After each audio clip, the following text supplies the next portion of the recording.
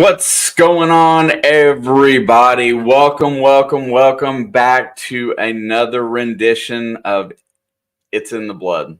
And tonight, we try to tackle the biggest mountain in the Big Ten, going into Mackey Arena and getting a much needed dub in a situation where it doesn't look like there's a lot of opportunity to get a dub.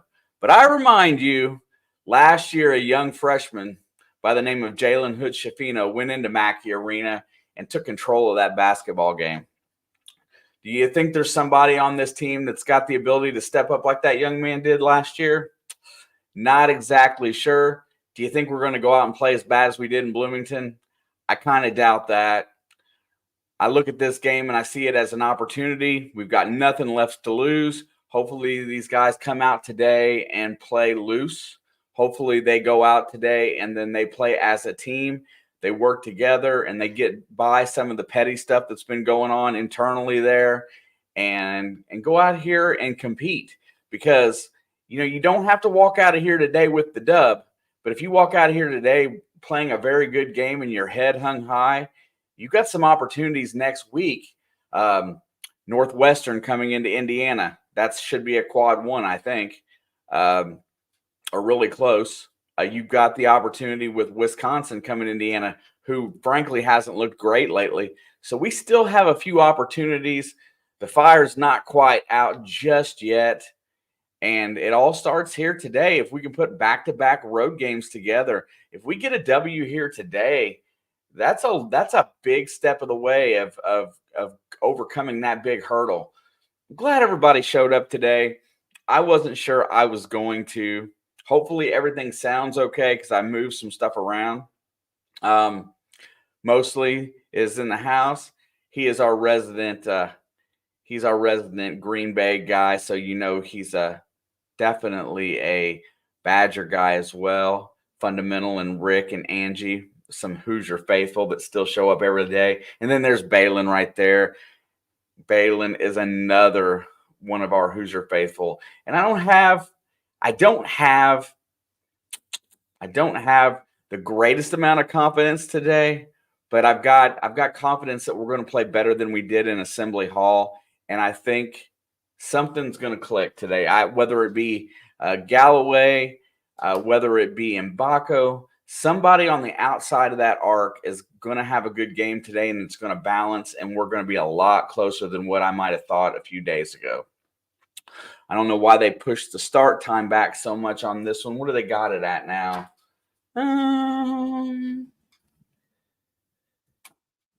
Can't see it exactly. But nonetheless, we're getting ready to play some basketball. X is out. So I would say that, regardless, I say Leo is going to get 20 minutes today, regardless. I think they start Cups, bring him in as the sixth man.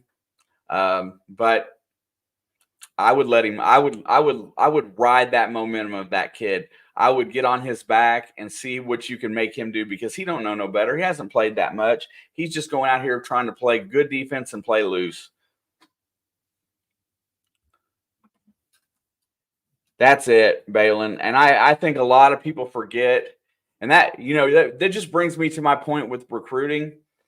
I am dying for an in-state recruit to say, hey, I want to go to Indiana. Somebody that wants to come here wearing that, wearing the cream and crimson, and somebody else that loves the state of Indiana.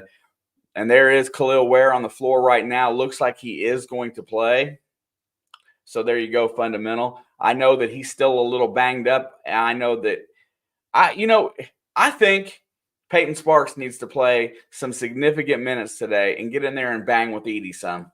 I really think if somebody knocks Edey off his spots a few times, it's going to be really tough for him. And I think that should be Peyton Sparks. If he fouls out, who cares? Caleb Banks, if he fouls out, who cares? Let those guys get in there and bang with Zach Edey some. Make him uncomfortable. That's the one thing that we have to do. And then we just got to defend these guards. I mean, that's really all you have to do is defend the guards against Purdue and make Edie uncomfortable. Edie's going to get 20 and 10. I don't care what day of the week it is. But if you can make him uncomfortable and make him work, say he only shoots, like 10 for 20 from the floor, and I think you got an opportunity. I don't think this Purdue team is as good as everybody else thinks they are. I just think that they're consistent enough to win most games. And Rutgers stomping a mud hole in Wisconsin today. Oh my gosh, that gives me a lot of good feelings about Wisconsin coming to Bloomington, especially if we can get on a little bit of a roll here. 17.5-point spread today. That's a lot. I couldn't believe how bad we lost in Bloomington to these guys. And if they don't come out and compete any harder today, I mean, the season's pretty much done, I think. I don't. If they can't come out here today and play for some pride in state, Galloway and Leal, those two guys, they want to be there. CJ Gunn, my God, he's so athletic. He just can't stay on the floor because he gets lost in translation so much. But we're closing in on start time here today. I'm going to get me a little bit of sneak volume in here.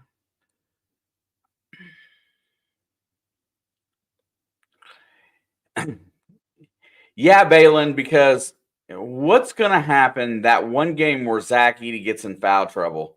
When he has that game, they've got to learn to function without him. And Ren's pretty good, but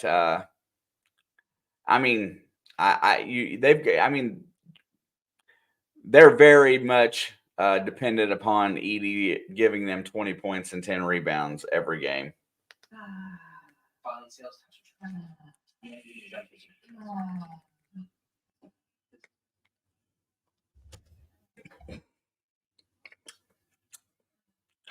Well, I tell you what, and you know what, if that happens in the NCAA tournament and we're not in it, I want somebody from the Big Ten to win. I can't stand another Kansas year. I definitely don't want to see a University of Kentucky carrying that flag. And I don't think there's probably anybody else in the Big Ten right now that can really carry that banner. Nebraska right now, in my mind, is the second best team in the Big Ten, and that's just because of how well they seem to play as a team.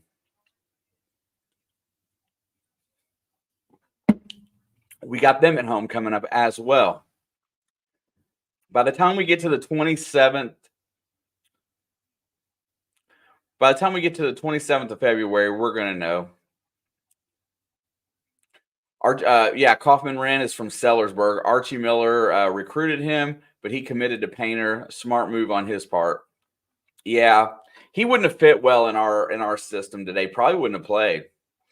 Good games today. Watched Illinois, Michigan State. So did I. Gonzaga beating Kentucky. Yep. I just watched UCLA beat Cal. And what was the other one I watched earlier? What's the one I watched earlier?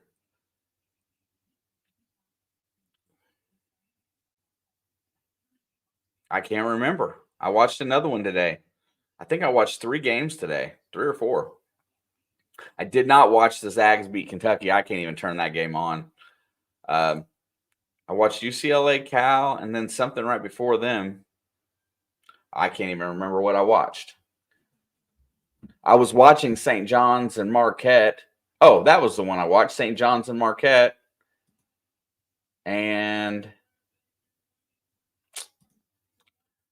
let's see, what was the other one?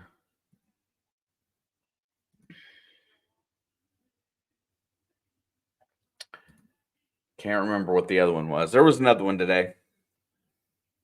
I went to Scottsburg Women's Regional Championship today, and they won. They beat Greensburg on to Sema State next week.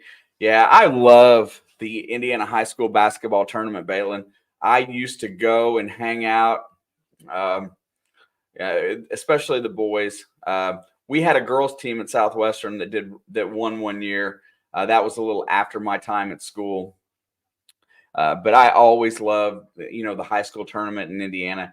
And I think that's the reason why these universities have got to find some diamonds in the rough out of these Indiana kids to bring them to these schools. What's up, Pizzle? Super Bowl tomorrow night, 6:30. I think Pizzle is on the Chiefs bandwagon for tomorrow night. I think that's the best pick that you can make for tomorrow. Hopefully that will come true, so Alex will have a summer of joy. All right, we're getting ready to tip. I love Mbako. I love the look on his face. He's got that seriousness about him. I hope he's not stoned, but he does have that look on his face, and he has drastically improved this year. I think I got everything pretty squared away. I don't see anything that's causing me any issues. Looks like we are ready to go. NASCAR Cat says, "Go Niners!" Got some San Fran fans in the house. We're going to try to get it wound up tomorrow night in here. And there's the tip, and it's going to go to Kaufman-Wren. Smith's going to bring it across the timeline here. He's got Gabe Cups on him, answers that question. And they're going to look. They dump it off to Wren on the right post. He's got Renew out there. Ware's pushing on Edie. They're going to look. They get it across court to Lawyer, who flips it down inside, and Ware tries to beat him. He can't do it, and makes Edie a little uncomfortable, and he misses, and Renew clears the board. Here comes Cups. Quad one for Indiana, 1-7. No chance in hell of winning today, but what do you think? Let's get out here and play some ball. Galloway's got it. He drops it down to Renew. Renew is out there. He's going to work his way in. There comes the double team. They feed it into Mbako, and it's a layup. Galloway gets the dime. Mbako gets the two, and Indiana has the first two today. It's 2-0. Here comes Purdue back the other way. Smith on Cups. I'm sure Cups is going to be out there with him all day today. He's going to work it. There's the high pick by Edie. He's working around. He gets inside, flips it into the corner. Lawyer with the 13-footer. No good. Edie crashes the offensive glass, gets it, goes out, misses another three-pointer, and it's tipped up and in by Kaufman-Wren. And we are tied. 18:41 to go. Second chance points are going to be a killer today. Defensive rebounding, huge in this game. Cups picks up his dribble out high and dumps it over to Ware. Ware's got Edie on him. Galloway is there as well on the left wing. There's the high pick by Ware. Galloway slips inside, nothing, gets it to Renew. Renew flips it down to Ware on the post, back out to Galloway, around the horn to Cups in the corner, who fakes it, drives the lane, goes in, dumps it to Ware, and dunks it over Edie. Kel'el Ware gets his basket on the extra pass by Gabe Cups, and Indiana leads 4-2. Fundamental. If there was ever a good time for a good luck super chat, it is today. Fundamental, I love you. Thank you very much. We definitely appreciate that. We're going to drop it down to Edie on the post. Ware is there. Not looking to foul. Double team comes. Edie puts it up and gets the bounce. Friendly high bounce off the back of the rim, and we're back tied 4-4. You just can't just keep fouling the guy. That's the goal. You got to make him work without fouling. How are you doing, Sam? Renew gets it, and he's going to hand it off to Galloway, who gets inside, flips it over to Ware. Ware dumps it down to Renew on the block. Renew with the baby hook, and he's going to get the roll. Malik Renew with another basket there, and it is now 6-4 Indiana. I want to dump the box score in here. I'd much rather look at it. Smith's going to bring it across the timeline. He gets it to Lawyer, down to Edie. Edie's on the block. He's got Ware on him. He's going to push. He pushes, and he's going to get the foul on Kel'el Ware at the 17:05 mark. The Big 12 is the real conference of chaos. We need an outside shot today, Balin. We're making a good point to feed the post. We've got to keep moving on the perimeter and get some easy shots. And Edie bangs that one off the back iron today. It was a bailout call, fundamental for sure, but you know he's going to get those calls.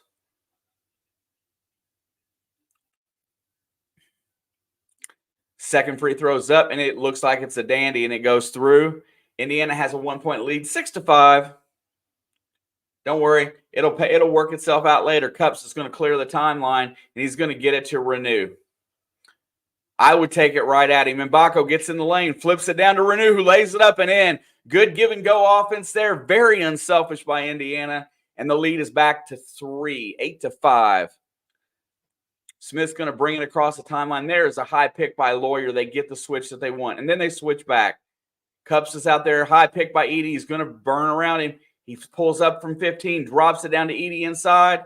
And there's a great defensive play by Ware, who goes up straight with him. Renew comes down with the board and will bring the ball up. Renew gets into the front court. He's looking, hands it off to Mbako, steps behind the three-point line looking. He's got Lawyer on him, nothing there. He gets it to Renew. Renew down to Ware on the post. Ware's going to work Edie, try to get that foul. Ware backs him in, puts it up, and no good. Good defensive stand there by Zach Edey. Kaufman Wren clears the glass, and here comes Purdue. Smith gets inside, pulls up from 15, and hit it. If you let Braden Smith go unattended, he's going to bang that mid-range jump shot every time. 7-8, Indiana's got a 1-point lead. Galloway comes off the pick. He's going to drive. Nothing there. He dumps it back out to Cups. Cups does not want the shot. He's going to work it left. He gets into the lane over to Mbako. Mbako's looking. Lawyer is on him. Lawyer does not want to let him shoot. Mbako gets around the pick, drives on Edey, dumps it off to Galloway, who misses the layup, but there will be a foul called, and let's see who that's going to go on. Indiana, with the extra pass today, has looked outstanding on offense. It looks much more in sync. It looks like they've got patience on that end of the floor.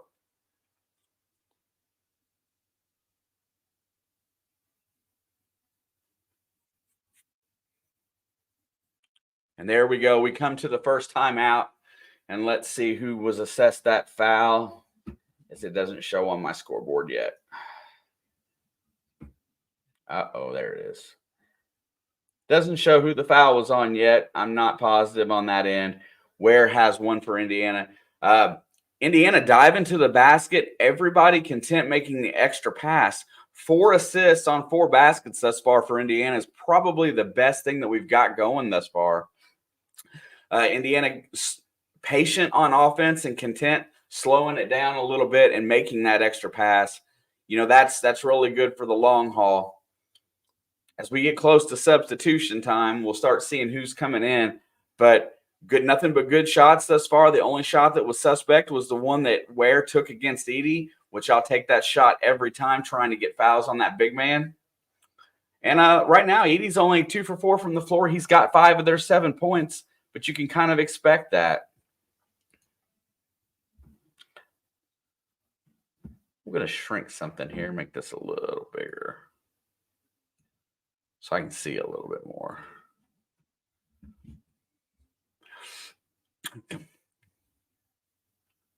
Welcome to everybody that's in the house today for this rivalry game in the state of Indiana. Please don't forget, I would much appreciate if anybody would smash that like. Leave a comment when it's done. Definitely appreciate that. Tomorrow we will be in here for the Super Bowl. Alex and myself at some point. Hopefully that will be a dandy to watch as well. And then we will get ready for the NFL offseason.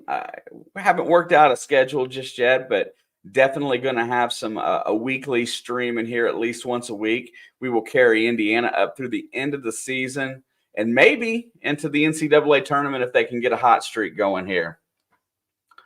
Definitely would like to see that as well. I would love to see get Edey in foul trouble, and I would love to see the officials call the 3-second call. I think that's one of the most ignored calls in college basketball, and guys like Edey make a living in that area, and they should really make it a point to be checking that. I'm ready for the Coach Cignetti era at IU. Me too. I was reading a couple articles talking about with the 5-star quarterback that they really have a chance to compete next year. And that makes my heart warm because, you know, I would love to see a dynamic season out of this Indiana football team. It would make my heart very warm to see this football team get over the hump. And you know what? Maybe we may not win Big Ten titles, but, you know, just to go into the Big Ten games competing every week and playing well against the big dogs, I would really like to see that. I want baby steps. A good bowl win next year would make me happy. Something like that. But I'm excited for the Cignetti era. Not that I loved this year's team, and just couldn't quite get the guys in there to win, right? Yeah, compete and get a bowl game is fine with me. I really think that Coach Cignetti has brought a fire to this school, and I cannot wait to see how it translates in next year. Because having Indiana football be something that I look forward to every week would be very nice. Galloway's at the free throw line. First free throw gets the nice roll, and it is 9-7 Indiana. Kaufman Wren goes to the bench, and Mason Gillis comes in. He is one that really concerns me on this team. He is definitely plays with a lot of poise on this team. Second free throw is up and is also good, and Indiana's back to a 3-point lead. Let's go. Cups picks up Smith coming up full court. It's going to hang with him there. Here comes Edey out for the high pick. Smith is going to work it. He's going to give it off to Edey and back. Smith has it out high, goes around the pick, 15-footer, stops, dumps it down to Edey on the post. Edey's looking. He's got Ware on his back. There comes the double team. He puts it up. No good. Kel'el Ware goes straight up and defends well. The shot is hard off the back iron, and here comes Indiana back the other way with a 3-point lead. 15 minutes to go in the first half, and Indiana definitely has a poise about them in the game today that looks different than what I'm used to seeing. Galloway drives, gets into the lane, goes all the way to the basket, flips it up off the backboard. No good. Edey clears the board. Here comes Lawyer. Lawyer gets inside. He dumps it out to Smith. Nothing doing there. And Mbako is on him. They're going to rotate it around. They get it down to Edey on the block, who's working on Ware, gets it around him and lays it in. 10-9. Indiana's got a 1-point lead. Galloway had a nice shot on that layup, that little floating hook layup, and it just a little hard off the backboard, and it came out long. 1-point lead. There's Mbako, who's open for a second. He gets around a pick, 18-footer. Good. Mackenzie Mbako hits his first shot of the game. The lead is back to 3. Coming back hot. Here comes Smith across the timeline. Cups is going to be on him all day. Both teams shooting the ball fairly well in the early going. High pick from Edey. There goes Smith. He's going to get inside. Goes all the way to the basket. Puts it up and in. Braden Smith with the dynamic play getting to the rim there and getting the layup. Lead is back to 1. Galloway's working. Gets it to Renew. Renew's got it out high. Picks up his pass. He drops it to Renew, and there's the first turnover by Indiana as the ball slips through Renew's hands on the hot pass from Mbako. Braden Smith can just stay. He stayed in the air forever there. Help didn't come early enough, and he got down close to the rim and just made a great basketball play. Stop the guards. You can't stop Edey. Cups is going to pick up Smith full court, and he's going to back it off just a little bit as he crosses the timeline on the left. Looking, feeds it over to Gillis. Gillis dumps it down to Edey, who's at the free throw line. High pick. There goes Smith all the way to the basket. No help defense comes, and Purdue has its first lead. You have got to stop the ball. First and foremost, hand off to Galloway, over to Renew. Indiana has trailing by the first time in this game. Mbako is going to drive. He gets it back out to Renew, who pulls the trigger for 3. Hard off the back rim. No good. Edey clears the glass. Here comes Smith. Purdue's looking to run. They cross the timeline. They get it up high. There's the high pick. Smith's going to drive. Nobody comes to help, and Smith lays it up and in. If you're not going to get off that, you've got to cut the ball off. 3-point lead for Purdue, 12:51 to go. There is the high pick. Peyton Sparks is on the floor. Galloway gets it over. Cups. Step back 3. Hard off the back rim. No good. Gillis clears. Gabe Cups let it fly. It was a good shot. Indiana's down 3. Nobody cut the ball off. Smith puts it up. No good. Edey gets the offensive rebound. Gets it back out. Jones puts up the 3 ball. No good. Smith with the offensive glass. They've got him trapped in the corner. They feed Edey on the post, and Sparks is there. Edey's going to try to push Sparks, and there's the pass out around Jones 3. No good. And that's going to go to Indiana. What a messy play. Finally, The ball will go to Indiana on the turnover.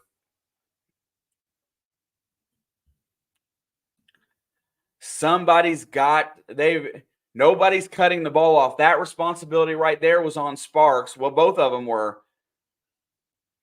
But if Sparks overcommits in that position, then he's going to dump it to Edey. So it's kind of a, you got to have help coming to helps, right? You got to have somebody else there to rotate in. I think that's the substitution, Balin, that they need. They need to get Walker on the floor with a little bit more length. And I would play off of as Smith goes to the bench, I believe. Galloway's got it. He gets it to Sparks in the lane. Sparks drives, and he's stripped. Here comes Purdue back the other way with a 3-point lead. Flips it out. Rotates it around. Nothing there. He's going to drive the lane. Gets to the basket, and he loses it. And it's going to go out of bounds. That'll be a turnover for Purdue. And Walker is not on the floor just yet. I know Sparks is the first one to come in. I think they're using Sparks to bang with Edey. But now that Edey's sitting out,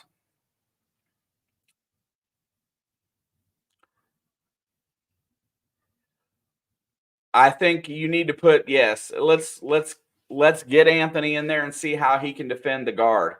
Because if you can defend the point guard against Purdue, we're seeing right now, if you can stop the ball and defend the point, you have an opportunity.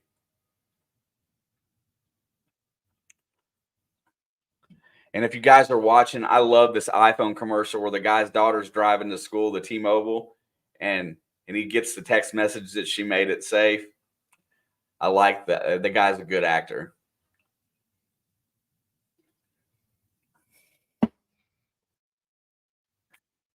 Everybody in for the Super Bowl tomorrow? Who's got predictions and scores?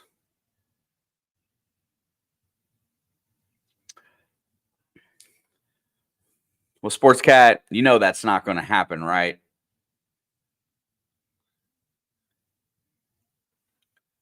You know that the Jags aren't going to win 51-0 over Cincinnati. Just not going to happen. They couldn't even beat a backup quarterback at home this year. But I'm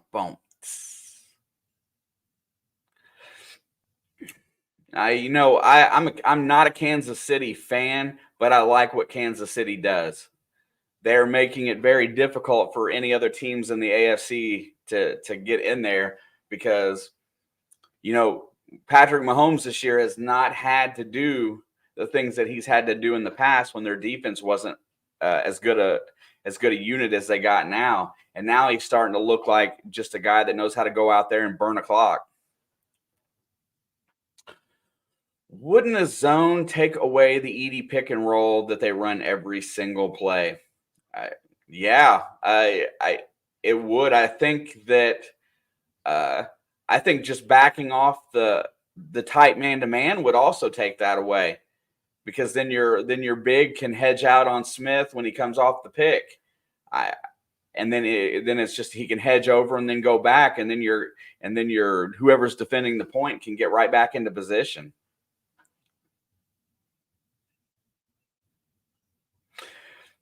Yeah, in my opinion, Detroit and Baltimore were the best teams in the playoffs, but they didn't play up to – well, Detroit should have won. Coach Campbell lost that for them, being too greedy against San Francisco. He should have kept scoring the ball when he had the opportunity. They should have won that game hands down. And Lamar Jackson decided that he wanted to be Patrick Mahomes instead of sticking with the running game. He decided he was going to use his arm to win the game first instead of his legs, which got him an MVP. So there's the reason why they lost. I think Lamar wants to be that guy. And, I thought it was going to be the Niners and the Ravens, honestly. I wanted Detroit to win because Detroit was my low-key underdog this year, the whole season. We talked about them week in and week out. But Baltimore was probably the best team in the NFL this year, top to bottom. And I think their loss is square on the shoulders of Lamar Jackson. He has got to learn to play within himself in big games instead of trying to be something that he's not. They did not run the ball in that game, and basically they tried to win it solely on his arm, and you saw how it turned out. And we are back. All right, Renew's going to get the inbound to Galloway. Let's see what Indiana has here. With 11:40 to go, lead is 3 for Purdue, 15-12. Indiana's got to stop this little run that Purdue is on. They need a basket. Galloway's going to get it over to Sparks. Sparks fakes the handoff to Mbako, gets it to Leal, comes inside, nothing, gets it back to Galloway. Nice defensive pressure by Purdue. Galloway's got nothing, gets it to Renew, who's going to work on Gillis, turnaround shot from 12 foot short, and it's going to tip out, and that's going to be a control. They're going to get a 20 seconds back on the shot clock as Sparks gets the tip out there. There's the high pick. Galloway drives the lane, gets inside, puts it up, and good. Trey Galloway gets the basket, trims the lead to 1, 10:59 to go. Smith's back on the floor. They got Galloway on him now. Galloway's out there with Smith. There comes the high pick. He's going to try to work off of it. Renew step back on that pick. He wasn't up so tight. Therefore, he could hedge out, and he cuts him off. But then he goes to the other side, and Smith drives the lane. And then there was no help there from Sparks as Smith got the basket anyway. There's a high pick. Galloway's going to drive it to the lane. He gets inside, flips it out to Mbako, almost turned it over, gets it over to Renew. Renew's going to drive in, works, gets to the basket, puts it up. No good. Tipped up, gets his own rebound, lays it up and in. Malik Renew gets another basket, and we're down a point again. Smith's going to bring the ball across the timeline. Galloway's there on him. He drops it off. There's the handoff. Smith's out high. He's going to go around the pick. He stays out high with the ball. Doesn't drive it this time. Looking around. Here comes the pick again. Sparks cuts out and picks up the ball. They do make the switch. Smith throws it up, and it's an air ball, and it's going to be a turnover as Sparks sticks on him and doesn't let him penetrate. He tries to draw the foul, but shoots the air ball.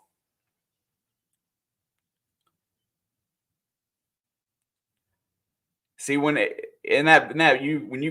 somebody comes over to cut off the ball like that, somebody's got to drop down and help. Galloway's open for 3. Hard off the back rim, no good. And it's a loose ball rebound. Here comes Smith coming the other way. He's going to get it over, drives. Jones gets in the lane, puts it up. And that's going to be called a block on Sparks. And Jones is going to go to the free throw line for 2.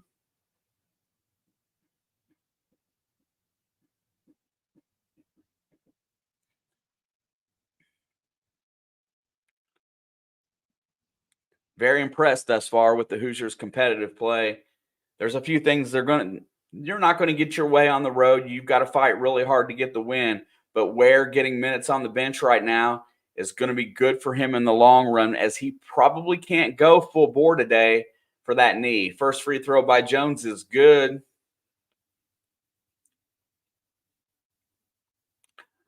Lance Jones, senior from Evanston, Illinois. Free throws up, and it's also good. 19-16, Purdue's got the lead. Lawyer comes back in off the floor as Painter is getting his substitutes in and out quite frequently. I got to admit, I'm very jealous of that. We need to set a play up to get a 3-point attempt here. Would be really nice. Galloway was just a little off the last time. There's the handoff to Galloway. He gets in the lane, flips it down to Renew. Renew's inside, puts it up. He's blocked, and it's out of bounds. It's going to go back to Purdue. Renew really had nowhere to go there, and he tried to go up straight with the ball, but did not get the result that he was looking for. It went out of bounds off of his knee, and Indiana's down 3. Here it comes, and Edie is back on the floor with Wren, Lawyer, and Smith primarily.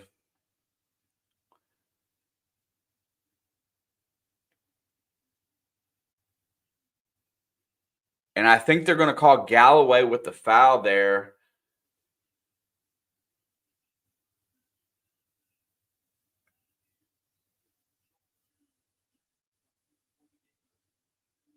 Lawyer gets the ball inbound to Wren.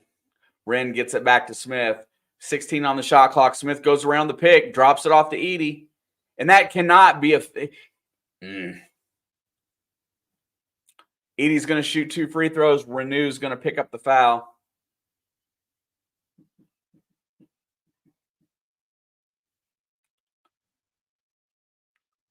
You know, Edie is just so fundamentally sound.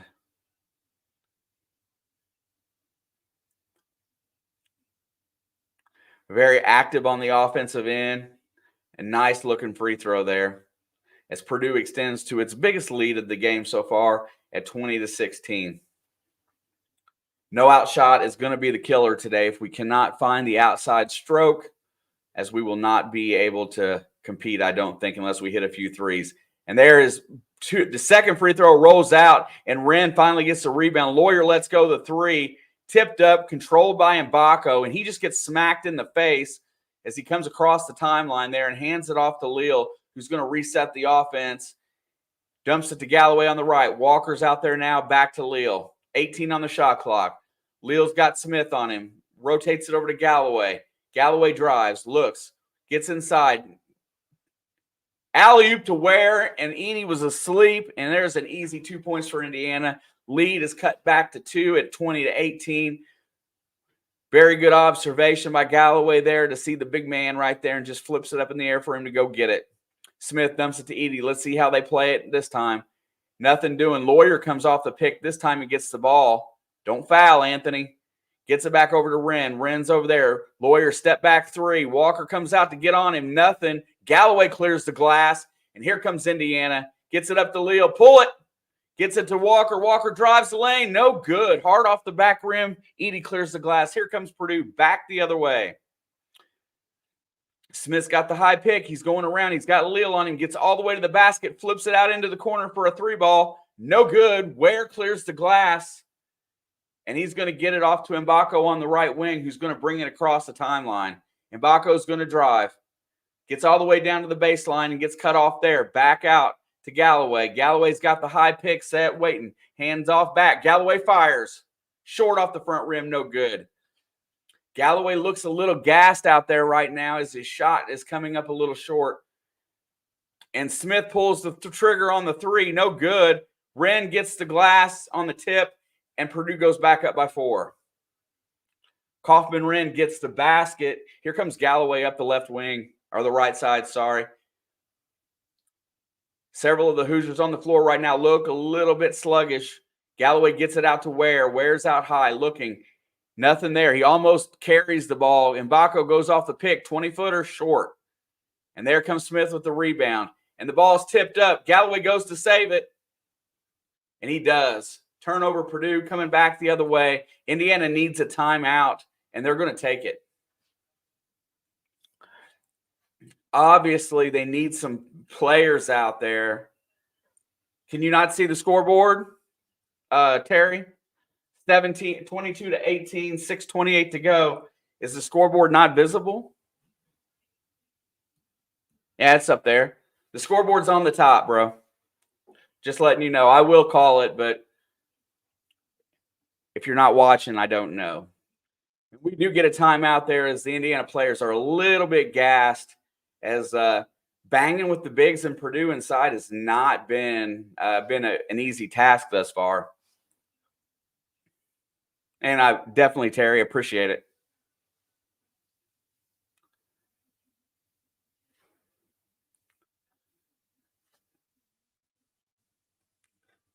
Yeah, I think Coach Woodson's going to use that timeout here. Galloway looked a little sluggish out there on the floor as his shot and Mbako's long-range shot was coming up short, and they were settling a little bit there on the last couple of possessions. I would love to see Coach be a little bit more liberal with the substitutions and let some of these other guys get just a few minutes.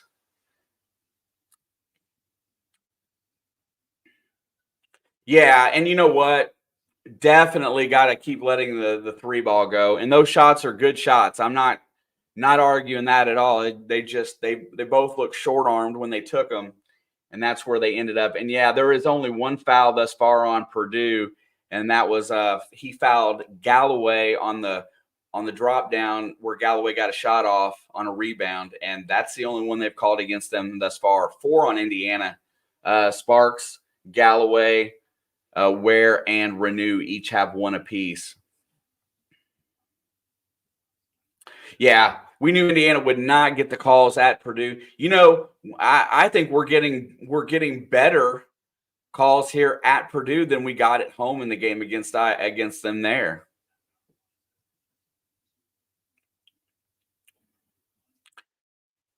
Yeah, Balin, the first 5 minutes of the game, you know, Indiana was feeding the post. Now they're settling around the outside perimeter too much and trying to work from there. I love getting the ball down on the post.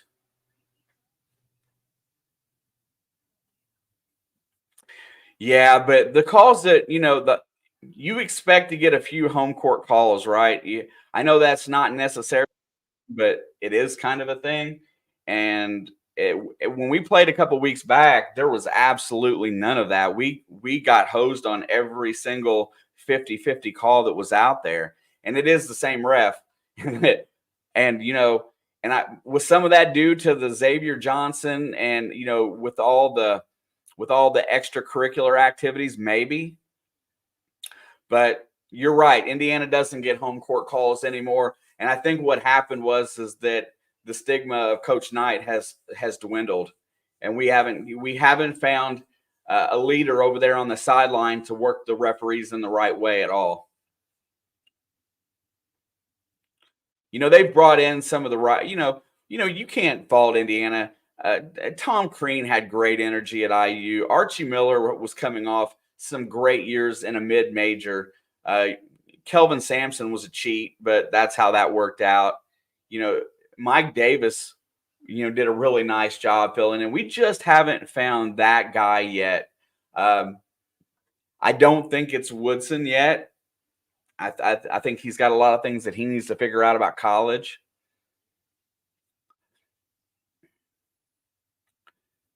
And there is a great pressure on the inbound. And they're going to get 5 seconds because nobody come to help get the basketball.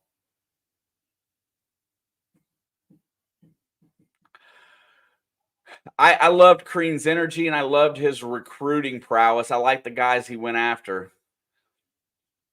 He kind of got himself run out in a way. They're going to work it. They're going to get it down to Edey on the post. Edey's working on Ware, gets inside, and is going to draw the foul. And it doesn't matter what you do down there, he's going to get that call.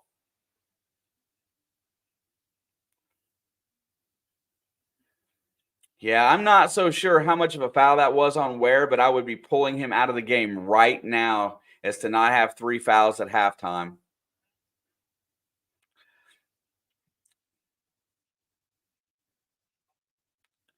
And you know what? The main reason that Tom Crean was really good was Yogi Ferrell. And Yogi Ferrell was a dynamic point guard that was great at running that team. And that is exactly what this team is lacking. A superstar point guard to make decisions on the floor.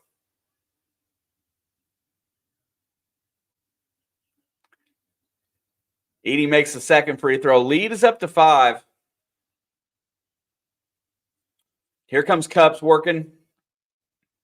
Gets the ball across the timeline, and he gets it over to Mbako, who's got Smith on him now, or Lawyer, I'm sorry.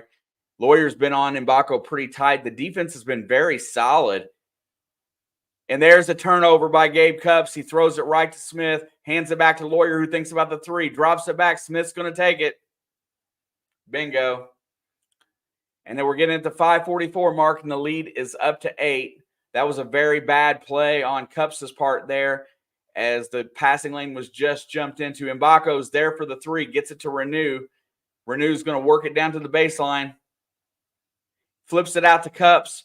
Cups is going to drive, gets inside. Cups has got the speed, gets it over to Sparks. Sparks is going to work it on Edey. Turn around, nothing there. Puts it up, no good. Edey clears the board. Obviously, he didn't foul there because Edey doesn't foul nobody. And there is the turnover right there, and there's going to be a foul called on Indiana, and I'm not sure what it was. Oh, hi. What's up, Miss Alex? Hadn't seen any blue names come across the screen in a while, and it kind of surprised me. Ball's going to be taken out of bounds, as that was the 5th team foul on Indiana. And there's only 1 team foul on Purdue thus far. They're going to get it into Kaufman-Renn, who's got Renew on him. Lawyer fights around a pick. And I think they're going to get somebody on Purdue for a foul. I'm so surprised to see the whistle blow and a foul go this way, but I think it might have been Edey on the pick. We'll see. Leal's going to bring it across the timeline. He feeds Mbako. Mbako just about walked with the ball, gives it to Galloway, had the shot, didn't take it.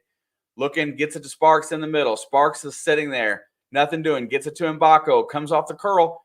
He goes inside, and it's going to be a turnover as Mbako loses it. And here we go back the other way. The foul did go on Edey there for a moving pick, I assume. Kaufman-Renn goes to the bench. Gillis comes back in. And Mbako's going to go. CJ Gunn's going to get a few minutes here. He's going to get a chance to show that he wants to play. Hopefully he plays some good defense. Smith goes around a double pick. Nothing there. Gets it to Gillis. Gillis over to Lawyer. Lawyer down to Smith. Works. Looking for Edey. Gets it inside. He's got the mismatch against Sparks. Edey turns him out. Flips it out to Lawyer. And they're going to call Peyton Sparks for the foul, which will be his second. And that will be the team's sixth. Next one will put Purdue in the bonus. Lead is 26-18 with 4:35. Indiana trying to make it to the under 4 timeout here.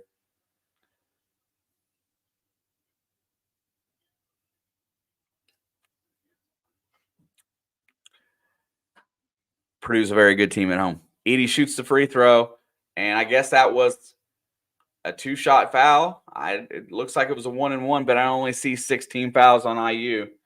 So let's see what that means. Lead is up to 9. Second free throw is hard off the back rim. Gunn clears the rebound. Gunn, when he puts just a little bit more weight on him and gets a little stronger, he's got a chance to be really good. Galloway goes off the pick, gets all the way to the basket, dumps it off, and that's going to be out of bounds off of Edey. It's going to stay at this end as Galloway went to the rim hard.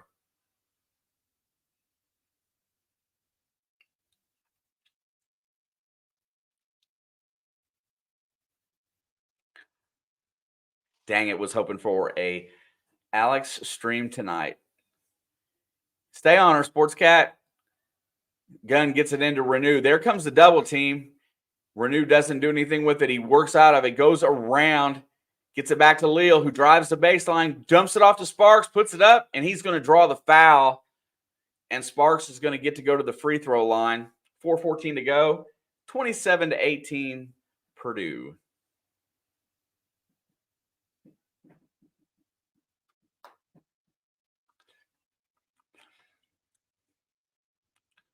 I'm so glad that Peyton Sparks is finally getting some time on the floor.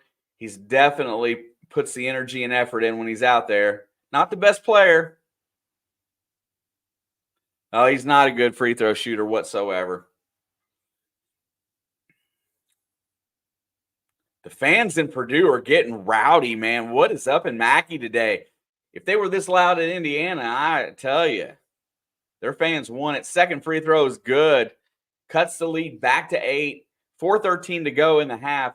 This next 4 minutes is huge for Indiana as we cannot afford to be down a big amount in the second half. I know we come back against Ohio State. This is not Ohio State. Smith pulls up from 13.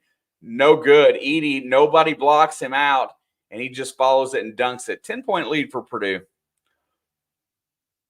Galloway to Renew. Renew's got it. He gets it over to Leal. Leal's out there. Leal dumps it to Galloway looking. Galloway drives, gets inside, flips it to Renew from 7. No good. Tipped up, no good. Smith, smallest man on the court, gets the rebound, starts the break. He dumps it off. There's the 3 attempt. Money.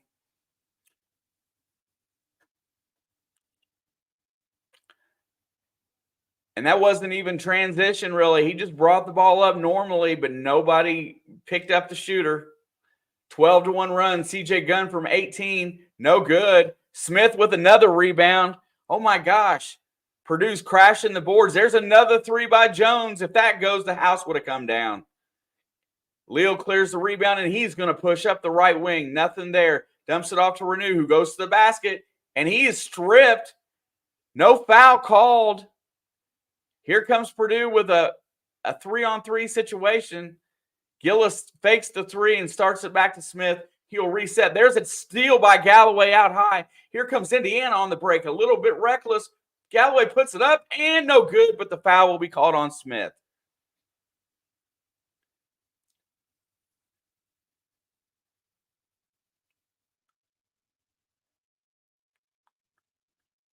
(32-19), 2:44 to go.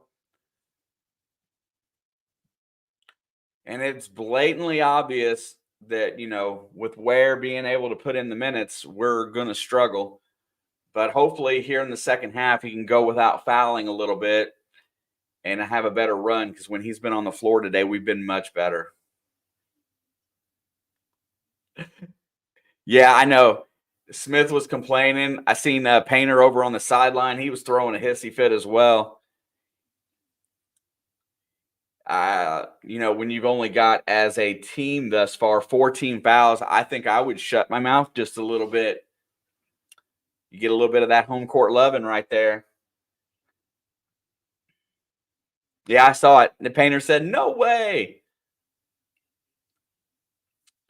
See some of that, and you know what? And fundamental Painter and they could be absolutely correct, but the officials have to call a game evenly. You cannot tell me that these teams aren't fouling, so they have to call it evenly. So if you go into halftime and you've got one team that's got 27 fouls and the other has 3, then you're not calling an even game.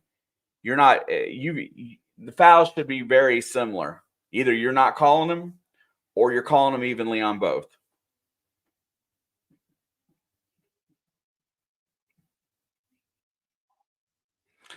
Hey, Indiana Sports Connection is in the house. Another great channel that we just discovered this year. Puts out some absolutely amazing content on Indiana basketball. Everybody, please go by and check him out. I'm gonna show his comment really fast there.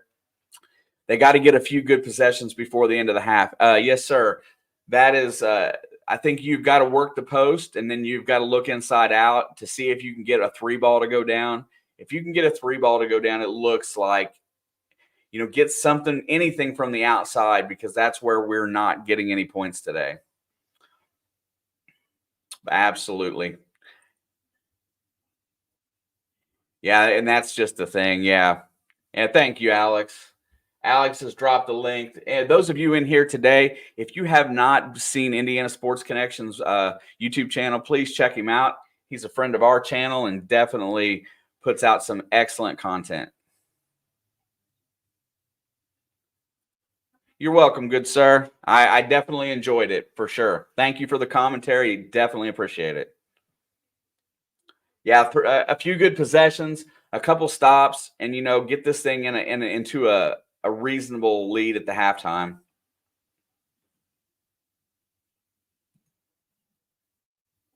What is IU from 3-point today? They are 0 for 4. Galloway has missed 2, Cups missed 1, and Renew missed 1. I thought Mbako took 1, but I guess I was wrong.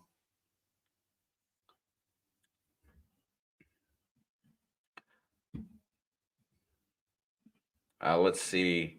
Statistic-wise,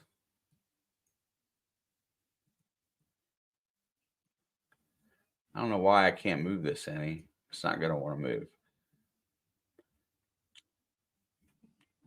Why can I not move that? Yeah, they're shooting 34% from the floor in this first half. They've got looks, but Purdue's defense has been pretty tight. They've not gifted a lot of easy looks. Galloway misses the free throw, which doesn't help here.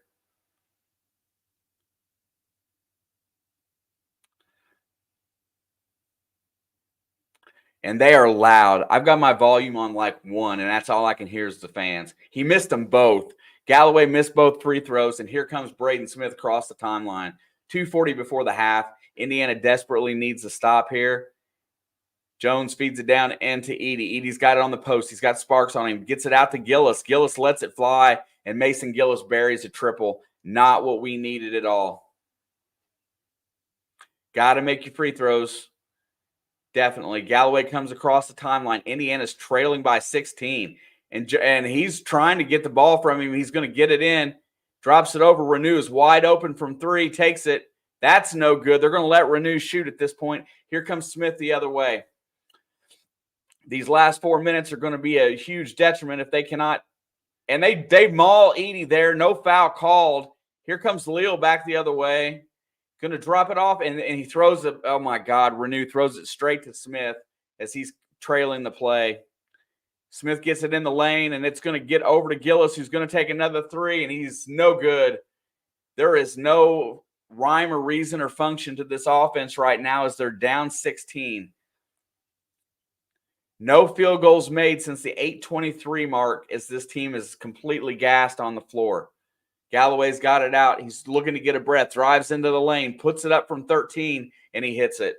Trey Galloway hits a floater and breaks that streak, 14-point lead. You're going to see Smith bring it across the timeline. He's working on Leal out high. There comes the high pick. Sparks backs off of it. Smith goes around it. Sparks didn't cut off the ball. Smith scores the layup every time. They are gassed. Absolutely. Galloway is the only one playing with any energy, and CJ Gunn has got a little bit of bounce in his step. Everybody else is lagging behind. There goes Galloway to the rim, puts it up and in. Trey Galloway goes around Edey for the reverse layup, cuts it back to 14. Yeah, Indiana, if you catch my commentary ever, a substitution pattern for these guys is what my biggest fault in Mike Woodson's game is.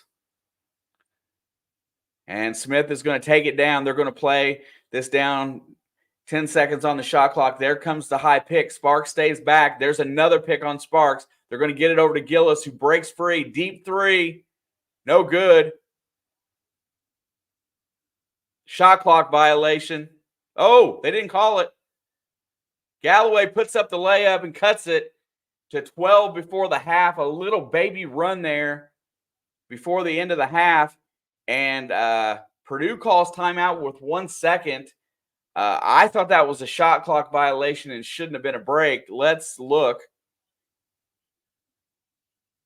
CJ Gunn with the athletic defense. I can't see the play.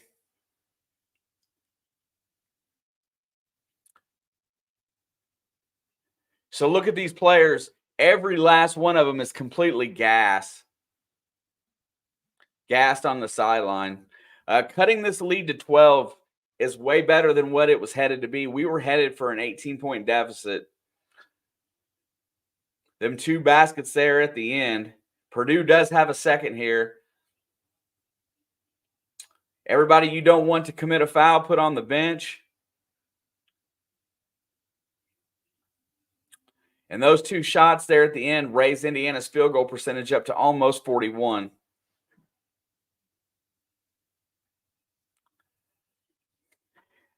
You know, fundamental, you might be absolutely correct. Conditioning doesn't look like it's there. These guys should be able to play, 32 minutes a game pretty easily at this point, and they are dragging butt by the 5-minute mark. And that's with a break. I think everybody got a few minutes on the bench today. 1 second to go. They're going to fire it down.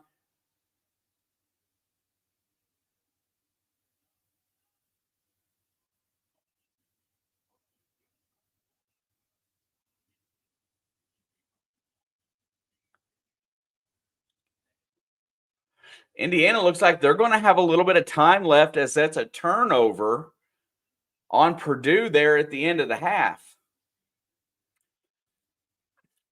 Bring Kel'el Ware into the game and throw it up by the rim.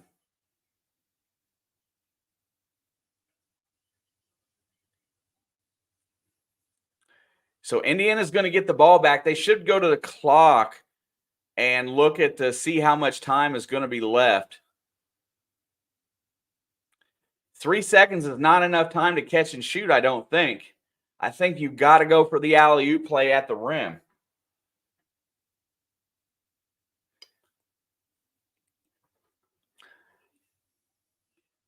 Matt Painter looks like over the recent years that, he's got into some decent shape himself. I think his conditioning is a little bit better because he used to look like he was going to stroke out on the sidelines as his cheeks and stuff were always very red. They tipped it up. Oh, that was the play. I called it.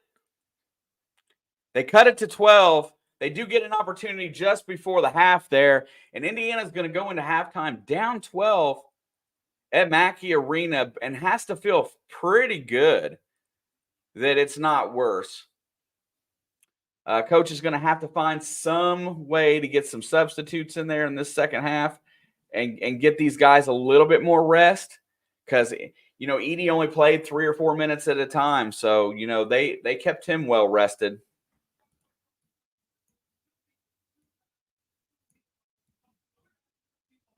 There we go. All right, checking to the halftime statistics. We pretty much kind of know where we stand in this game. Trey Galloway single-handedly is kind of keeping us in it here at the end, playing very much with a lot of heart.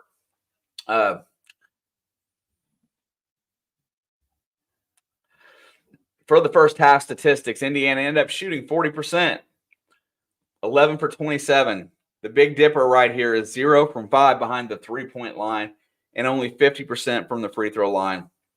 Rebounding, 3 offensive rebounds, 15 total rebounds to Purdue's 22. They dominated the boards. Assists started out. Our first 4 baskets were on assists. We only got 2 assists the rest of the game, or the rest of the half, excuse me.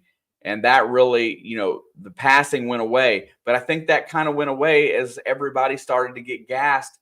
The movement on offense slowed down, and you didn't have people cutting to the basket as frequently because they didn't have legs.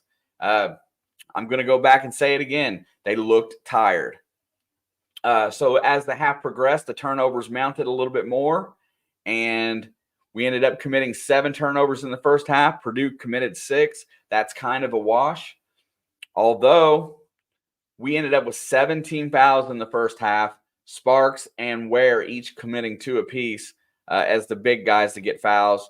And then Purdue ended up only committing 4. Purdue dominated offensive rebounding. They dominated defensive rebounding, and they shot 60% from the free throw line. Yeah, not making your 3-point shots is definitely the difference. They had out of those 5 looks, they had 2 really good looks by Galloway, and beyond that, nothing really, looked the way that it should.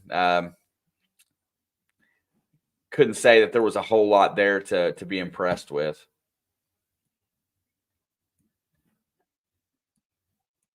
Trying to move there we go.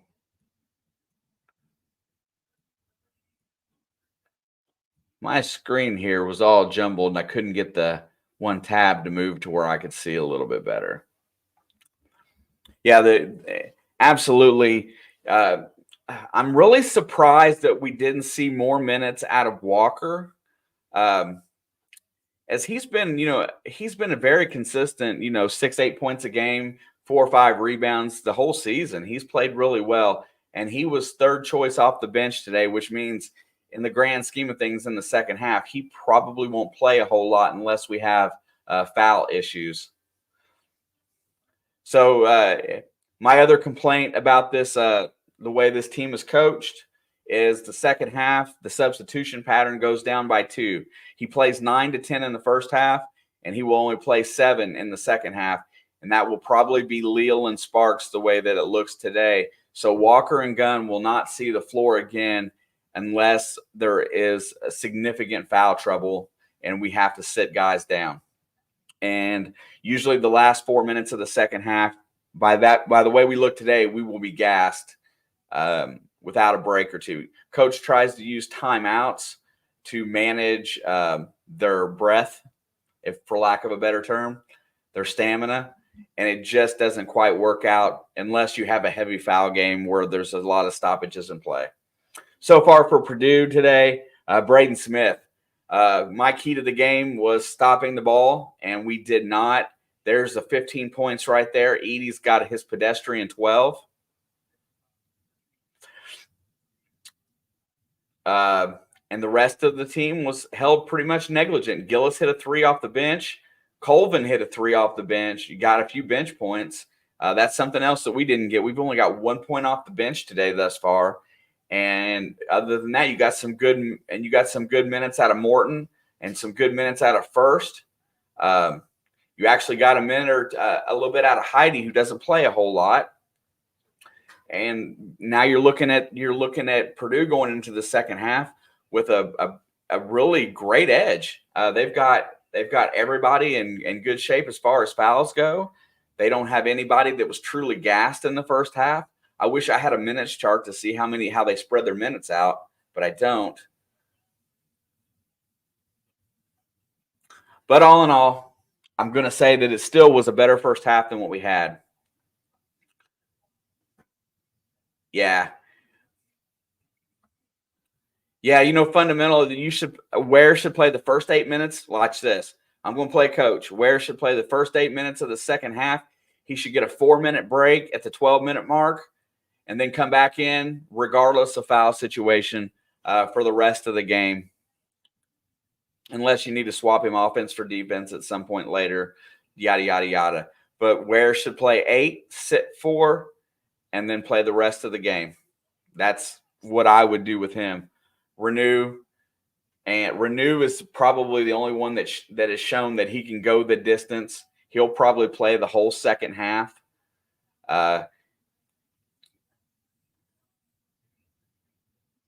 Yeah, I think this is a better showing, Sam.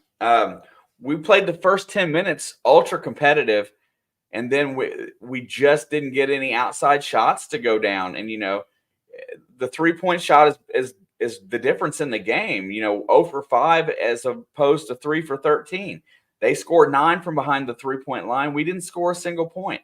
The other things you can't do much about. Their point guard. That's the only other thing we could have done better is defend the point guard, and that's Braden Smith. And that's cut that ball off and make him make a choice at the 15-foot mark as opposed to getting inside for a layup. And I think cutting him off out high on that pick and roll and making sure that we stay in on the big guys. And if they beat us with the outside shot after that, so be it. But you got to stop the ball. Rule number 1 in defense: you got to be between the ball and the basket. But there we have it. It's pretty simple. They've got to come out and play better in the second half. If they start the half the way they started the game and claw back into this game, you just can't have those momentary lapses. You gotta play within yourself. You gotta suck it up. You know what? I wouldn't be surprised. Maybe coach needs to go to a little bit of zone here in the second half, just for a few minutes. Just to kind of help their legs down the stretch, somewhere around that 12-minute mark. Come on, let's play pretend here. We're gonna coach it. Attack the post. Make Purdue make decisions at the post. Keep your shooters in motion, looking for that 3 ball if they double down, and let's see what happens. I love to coach, Terry. I love to look at these games and pick them apart. It's one of my favorite parts about college basketball.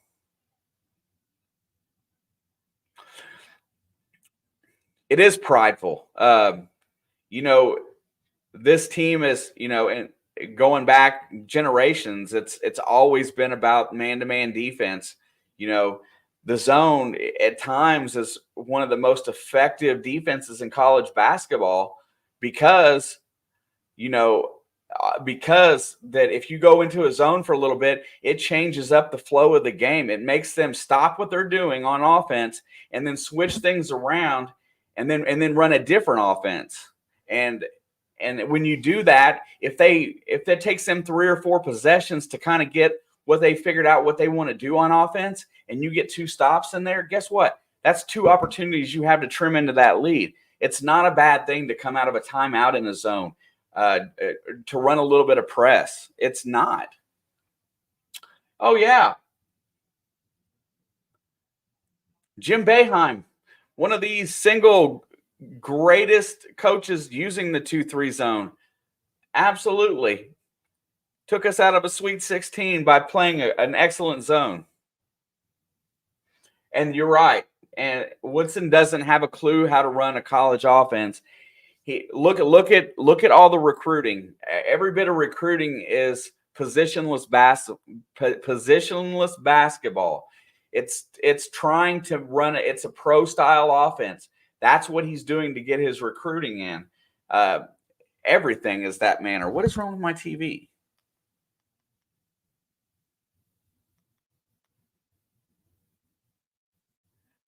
My daughter's cat knows how to pause my TV. Tell me that isn't amazing.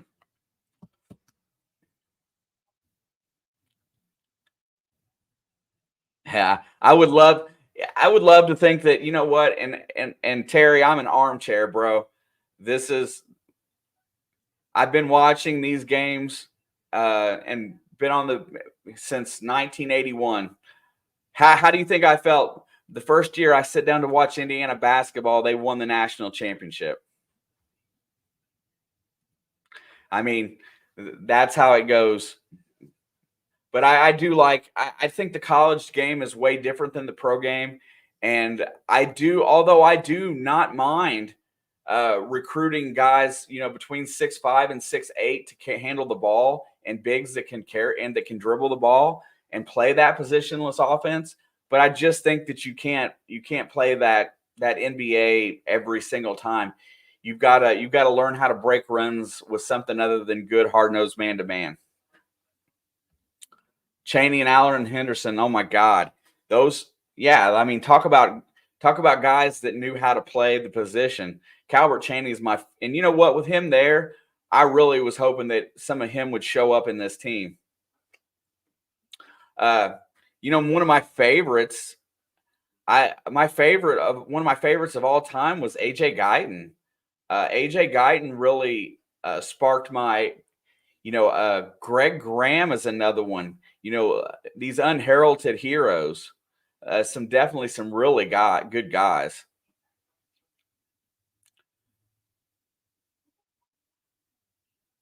Yeah, fundamental. You run a pro style offense where you cannot shoot the three.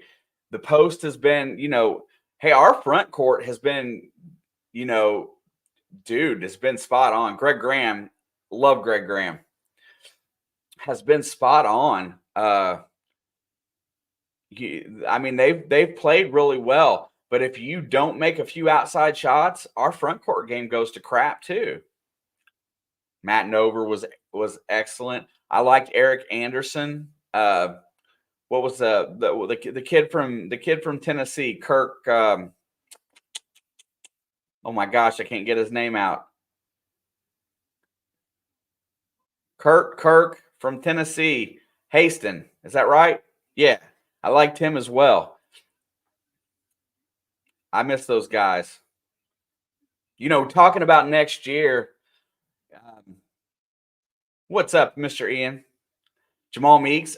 Absolutely.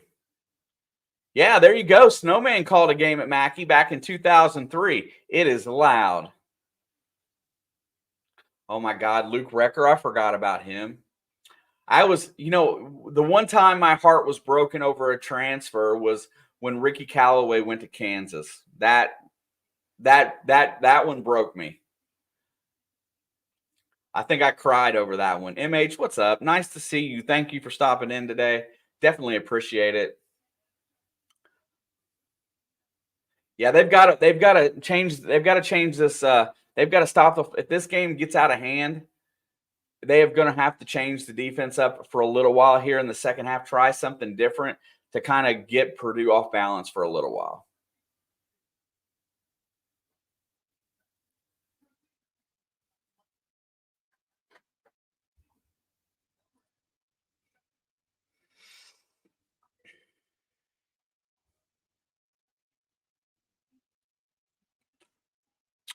Jamal Meeks is assistant coach at Ball State under Michael Lewis. I mean, I'm not as big on Michael Lewis coming here. I know a lot of people are. Um, I remember crying when IU lost to Seton Hall. I think it was 90 or 91 with Jay Edwards. I love Jay Edwards, but as much as I love Jay Edwards, I love Lyndon Jones. That was a great duo. Too bad he couldn't stay off the nose candy. Yeah.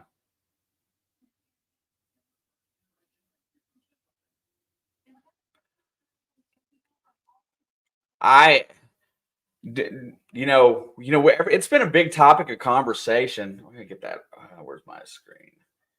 It's been a big topic of conversation whether or not coach is gonna be replaced this year, and my best guess is absolutely not. Um, does he have some problems coaching the college game? I believe so. Uh, is there some issues that really need to be remedied within the team? Absolutely. But, I mean, I don't think he's going to be let go for one season like this. This team was not supposed to be that good. And I really feel like that he will get this year. He will at least get one more year after this, if I'm not mistaken. I know he's extended through 26 or 27. I really feel like he's going to get this year, or he'll get one more year regardless of how this year turns out. I know a lot of people really want to see him go. Not sure. I'm not sure what they're going to replace him with yet. They should really start planning for it now, to be honest. I think we'll see Coach Woodson next year. What I loved about Dane Fife is hard-nosed. Balin. Brad Stevens is who I want to come in. They offered him, but he stayed in Boston. Would love to see him at IU, though.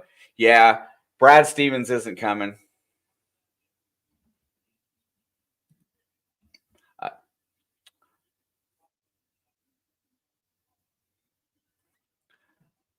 I love Damon Bailey, too. I got to watch Damon Bailey play several times a year. As he played in the Hoosier Hills Conference in Southern Indiana, which included Madison. And I didn't even go to that school, but I would go watch those games just because ever since he was in 8th grade.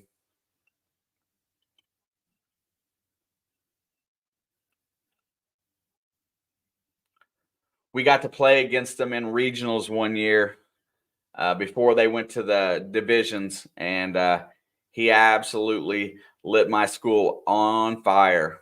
Played in Seymour, Indiana at the high school, and I'm trying to remember which year that was. I think that was 89, maybe 90. I'm not positive. I got to see Bailey and Montross in an all-star game at the Hoosier Dome. That was awesome. For real. Okay, getting ready to tip. Indiana will have the ball to start the second half, down 12. I would love to see a 3 ball to start the half. Let's get a play to Mbako for a 3 here, shall we? Let's go. Mbako's got it out high. He's going to get it to Galloway. Mbako runs off a pick, goes to the opposite side. There goes Bailey. Oh, Galloway drops a pass to Ware, and Edey intercepts it. Here comes Smith. Not the result I had hoped for right there. Smith's got it out high. Here comes that high pick and roll. Let's see what Indiana does differently.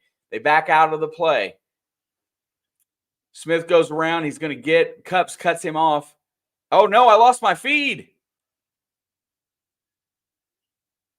Wren puts it up and in. I don't know how we got there, but we lost the ball. Purdue is back up by 14, and here comes Cups. Cups has got to do something. Cups has got it out high. He's going to get it to Ware at the top of the key. Ware dumps it to Renew, and they're going to call Kaufman-Wren with the foul. And just like that, they finally call a foul when we get the ball into the post. Unbelievable. And Baco's going to trigger the inbound from underneath the basket. They got 20 on the shot clock. He's going to get it into Renew over Wren. Renew's going to work it. He drops it down to Galloway, and Galloway almost has it stolen by Jones, gets to the basket, and he was fouled. And I think the ball is going to stay at Indiana's end. Galloway got fouled on that shot more than Renew got fouled by Wren a few minutes ago, but no call. 39-25 right now. The scoreboard has left the TV. Oh, and Ware takes his eye off, and Smith comes in behind him and steals it. Here comes Purdue.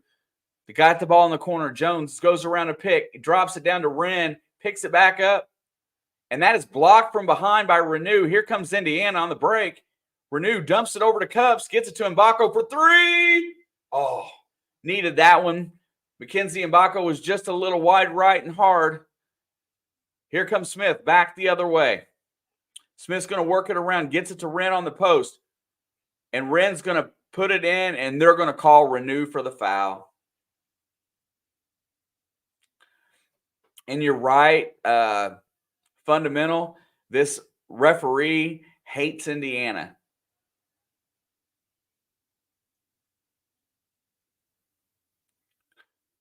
Wren's going to go to the free throw line here. Free throws up and good. 40-25. Yeah, that shot by Mbako had a really good look at it there. He was just a little right and long.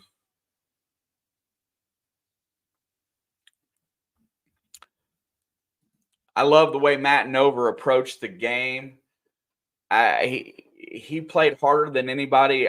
He played harder than most anybody I can ever remember on any Indiana team. And this and the feed keeps going out there, and Wren gets his own rebound, and Galloway fouls him as the ball comes all the way back to the free throw line.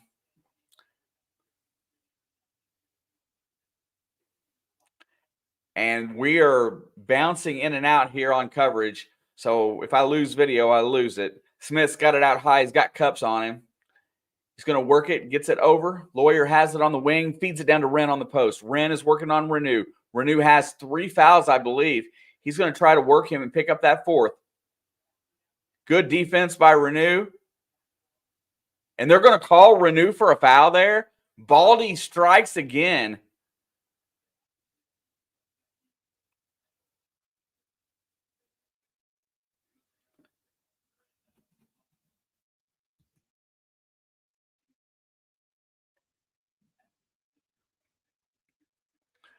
And Wren goes back to the free throw line. He can't shoot a free throw.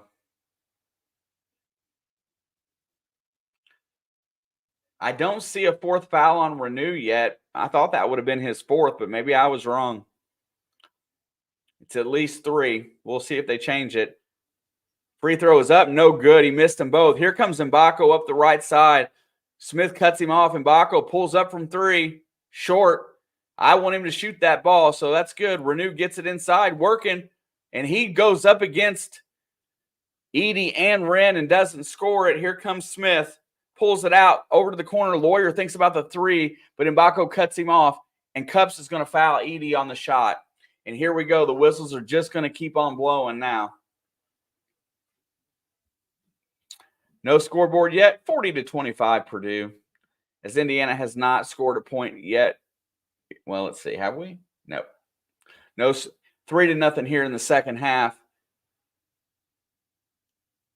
And we have a timeout on the floor. Unsure why we do.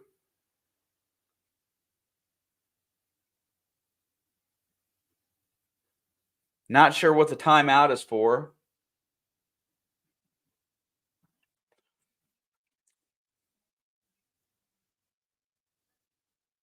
Yeah, Cups fouled that time. He fouled Edey.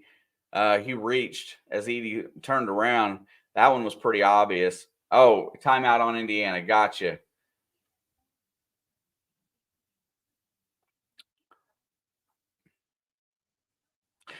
Which Jones?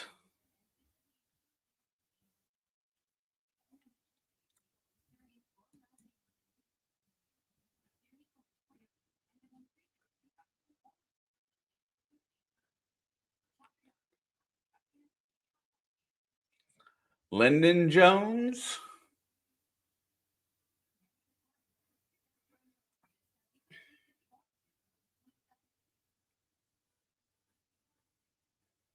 Yeah, so far the second half has started out fairly slow. Haven't got anything really on the offensive end yet. that's something else that they're going to have to try to do. Get the ball out in transition a little bit. Try to get some easy baskets because if we stay in the half court, we're not going to compete.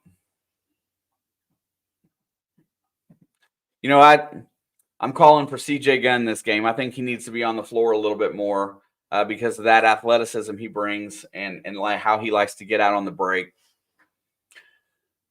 That's what I'm calling for. Get some CJ Gunn in there. Let him play.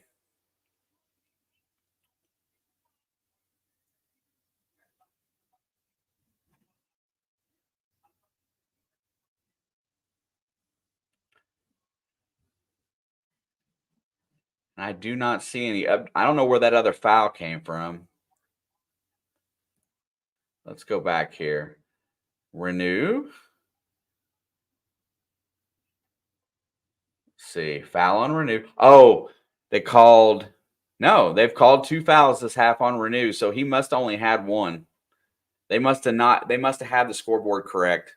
Yeah, Balin, I said that earlier. Let Caleb Banks and Peyton Sparks get out there and play with Ware on the floor. Let them get out there and bang Edey. Protect Ware from Edey for the time being. Let Ware come over and help on help defense, but don't put him straight on Edey. Let those guys bang on him a little bit. Who cares if they foul out? It doesn't matter.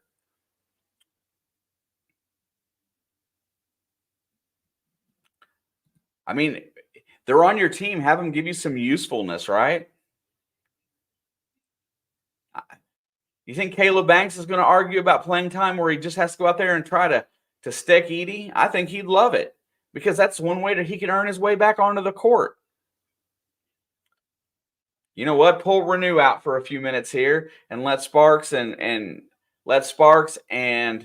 Caleb Banks come in and bang for a little bit.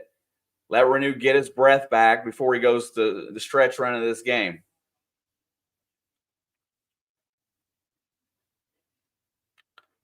For sure. That's why this audience in here in this channel is so awesome. Everybody has decent knowledge, and it makes me happy.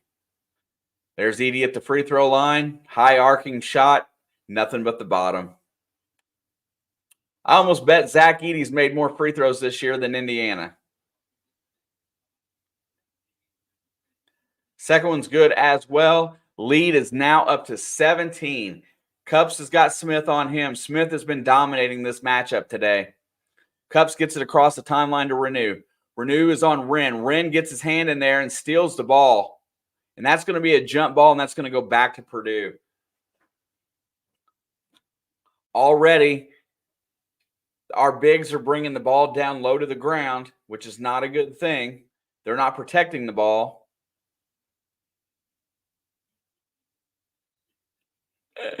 I got you trolling.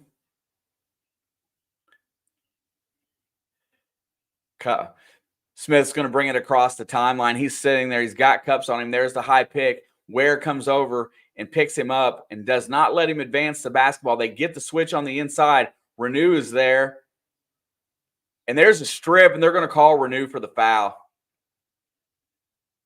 And like I said just a minute ago, should have pulled Renew out when he picked up that third foul, give him a couple minutes on the bench, and I believe they're going to charge him with his fourth. And with him not on the floor, we are in big trouble.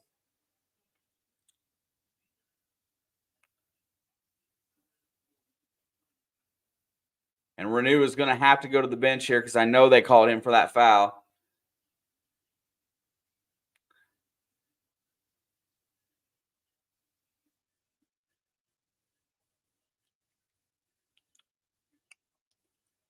Glad I can entertain, Terry. Second free throw is good. The lead is up to 19, 44-25.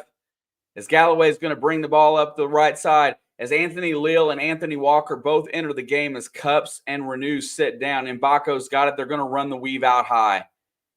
Galloway goes around Ware. He gets into the lane. All the way up. Alley-oop. And, oh, my God, and Ware missed the alley-oop. The pass was a little bit behind Ware, and they had it set. Jones goes all the way to the rim, and he loses it out of bounds, but it's going to stay with Purdue.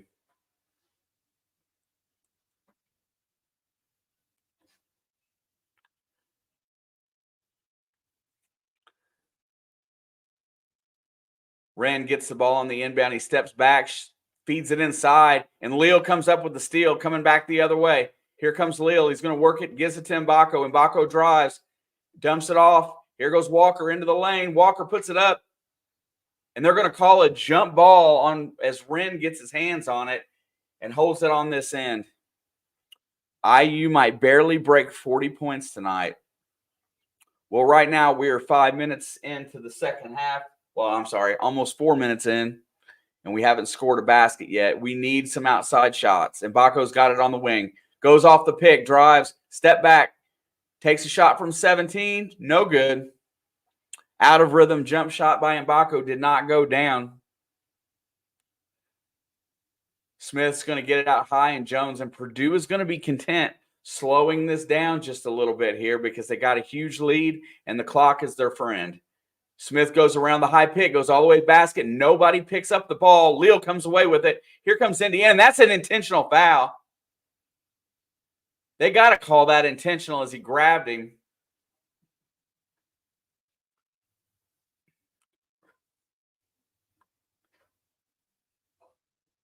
Lawyer's going to be called for the foul, and they're going to call that on the ground as he went to stop the fast break, which should be an intentional foul. Don't know why it's not. Ware has it out high, hands it off to Mbako. Mbako goes around the pick, pulls up from 17, off the back iron, no good. Wren comes up with the glass. Here comes Purdue. There is no energy on the offensive end right now. Purdue, Jones, step back, three, hits it.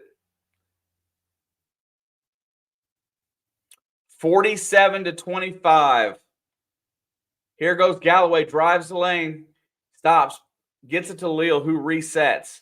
Lance Jones just made his first three today. Ware shoot it. He does. And he hits it. Kel'el Ware pulls up from three-point land. And finally, Indiana has a three-point basket with the 15:30 mark here in the second half. Jones is going to bring it across the timeline. He's got Mbako on him a little bit faster than McKenzie. Leal is on Smith, goes off the pick, picks up his dribble, dumps it down to Edey inside. Edey shoots it short, no good. Walker clears the glass, gets it to Galloway. Here comes Indiana on the push. Showing a little bit of sign of life there on the defensive end as Ware got up in Edey's face. Didn't let him score it. Ware's got it out high, spins to the rim, and he's going to be fouled. And that's going to go on Jones.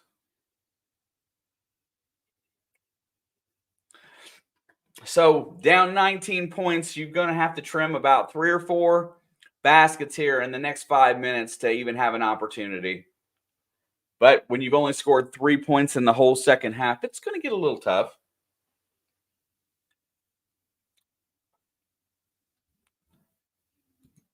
I'm going to tell you something. ESPN's sports tracker and box score is absolutely the worst one I've ever seen on getting everything right on the initial.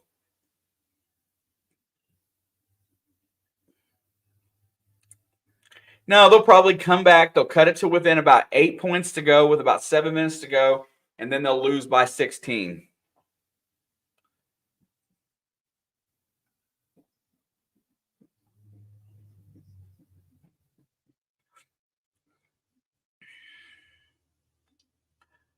The point is fundamental is that we, as fans, we see this team and you see the guys on the floor, and the only thing they lack is consistency. There is a lot of talent out there. They lack consistency. Yeah, Angie, I think we've been in here enough times to see how this goes. Ohio State just doesn't have the will to win. That's the reason why we won that game. Albeit I'll take a quad 1 win however I can get it for this team. The other thing is that we've had somebody come in off the bench and spark some scoring, and today we haven't had that. You got to give credit to Purdue's 8, 9, and 10. 7, 8, 9, and 10 guys. And that being first, Gillis, Colvin, and Morton. They've come in and did a great job.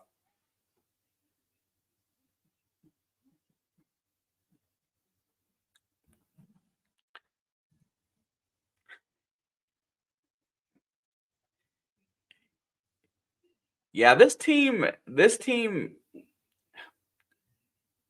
They don't have what it takes on the sideline to get them back up when they get down. Once they get down, they stay there until something wakes them up. I don't know what it is. It's generally not coaching. I really just it seems like every game looks identical, and I think that's why the fans are so upset, because they don't see much change in the way that we're set up. It would work if we had Kobe and Shaq. I'm still of the opinion that we don't have a winning roster this year. I mean, we have players that can win. We have, pieces, but I just don't feel like we have a winning roster this year. Giving up our 4 starters that we lost last year with TJD, Jalen Hood-Schifino, Race Thompson, and even Miller Kopp. Those guys were all leaders on the floor. We don't really have a floor leader. We don't have somebody on the floor that is in control. Galloway's as close as we got to that, and he goes away sometimes.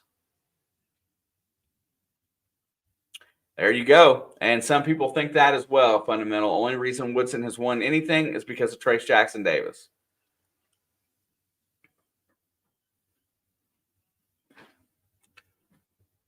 Yeah, and TJD, Indiana kid, cares about the university. Lots of good things. Looky there, Gene Katie. There it is. Galloway's got a chance on the inbound. Oh, my God, that is an ugly shot. It came off his hand with a sideways spin. Definitely knew that wasn't going down. Here we go. They look like they're pressuring a little bit more on defense right now. There's the high pick. Jones goes around, steps back. He thinks about the 3, feeds it to Smith on the other side. I called it. CJ Gunn is on the floor right now. Dumps it to Wren. Wren goes up. Edey gets the rebound, and he gets blocked by Walker, but that's going to be a foul on Walker there, and let him foul.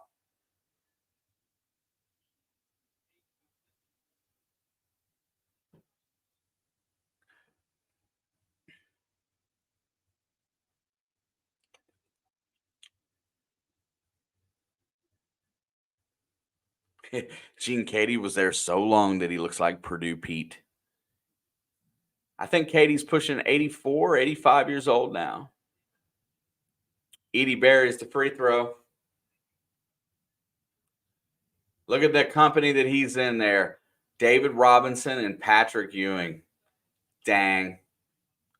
2,000 points, 1,000 rebounds. I didn't get the third stat. Both free throws are good. For real. I can't believe that they don't call anything on him. All right, Galloway's got it out high. There's the high pick. He comes. Oh, that's Leal. Gets it over to Galloway. They starting to look the same. Galloway drives off, gets in the lane. He just traveled, but they didn't call it. Dumps it down to Kel'el Ware, and he gets the basket. Indiana finally gets a post basket, and they cut it back to 19. 30-49, 14 minutes to go in the game. You got to get a stop. You got to get a stop and a score. Smith pulls off of it, and Galloway cuts him off. And there's a strip by Leal, and they're going to call the foul. Who fouled him?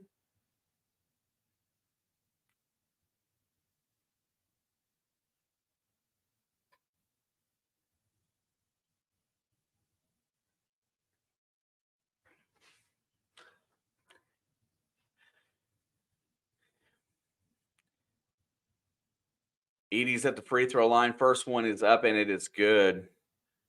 Brings that lead back to 20. Great point, Balin. College players going back to their alma mater after they've been in the NBA, there's a bigger transition than what you think. You're better off bringing a high school coach to college than you are bringing an NBA coach to college, just because the game is more similar on the high school level than it is from the NBA back the other direction. There goes Kel'el. He's going to drive, picks up his dribble, gets it back to Galloway. Galloway drives the lane, drumps it over to Walker. Walker drives, puts it up, and scores and one. Anthony Walker gets the and one. And my gosh, I haven't seen one of those in a while. Being aggressive, going to the basket. Foul's going to be called on Mason Gillis. Great job by Walker to attack the rim. You know, we need some more of that. That gives you the option to spread the floor out if you attack the rim a little bit. Free throw is ugly as sin, but hey, we got a chance. 13:22 to go, 50-32.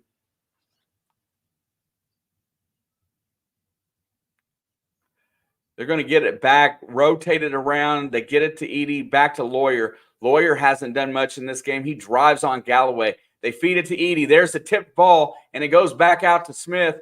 Dumps it into the corner. Indiana almost had a steal there. Feed it back to Edey again. He gets it out. Lawyer for three, and he's going to get the foul and one.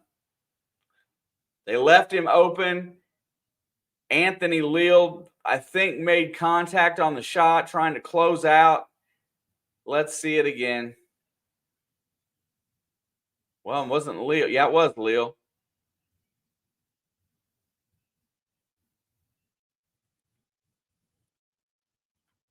Oh, my gosh. That is not a – I'm sorry, but I don't think that's a foul.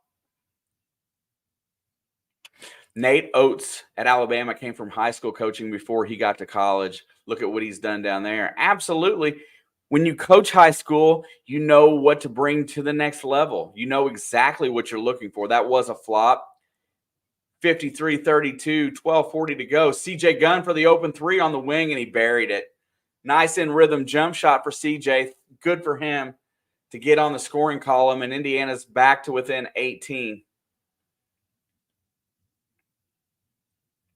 Yeah, I don't even know that he hit him fundamental. It looked like he just kind of grazed him. Definitely not enough to knock him on his back. Lawyer drives, gets to the basket, puts it up, no good. Edey gets the rebound on the touch and puts it back up and in because we cannot control. Lead is back to 20. We need a few stops here. Let's get another jump shot going. Keep expanding the floor. Galloway open for three. No good. Nice looking shot when everything but went down. Here comes Smith up the right side. High pick. He goes around, drives into the lane, pulls up from 15. Ware cuts him off. And there's a tip pass going into Edey by Walker, being active on the defensive end. Leal pulls up and shoots it, and that's short off the front rim in transition. No good. But I like the attacking shots. At least they're putting forth some effort to try to get threes. Best looking stroke by CJ Gunn all year, because it's the one time this year that he didn't have to force it to get a shot because he shot it in rhythm. If he would just learn to settle down a little bit and not be over-aggressive on defense, over-aggressive by overplaying everything, and just stay within himself because he's got excellent speed, he's got the opportunity to play a lot of minutes. Coach thought he was going to play a lot of minutes this year. He just went out there and tried to shoot every time.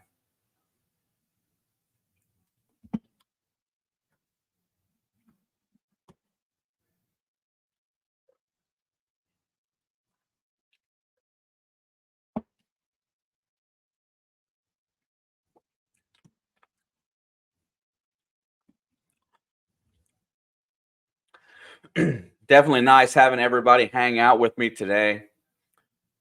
These games sometimes aren't simple to handle. Also, wait a second. Hold on. Whoops.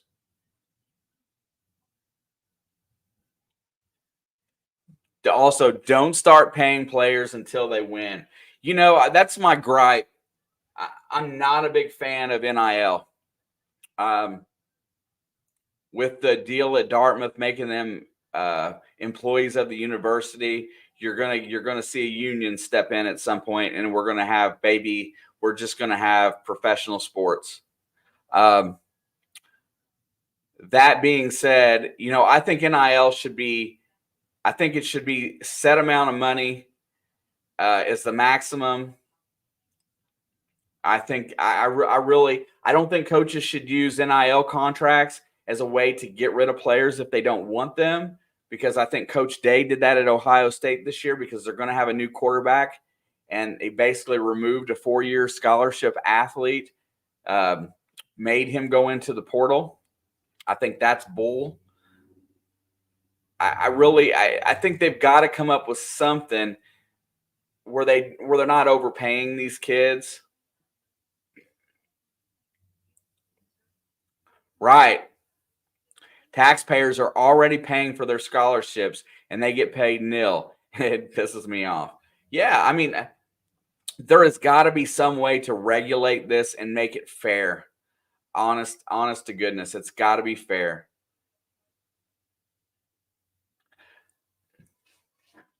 Man, when's the last time you sit back and watch the movie Hoosiers? I mean, come on.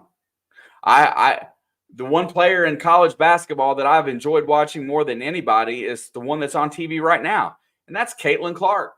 And she's going to make more money in NIL if she stays one more year than she will in the NBA next, or the WNBA.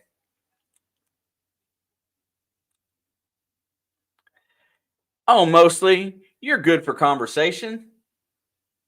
Absolutely. I would love to see Indiana beat Purdue. Just not going to happen.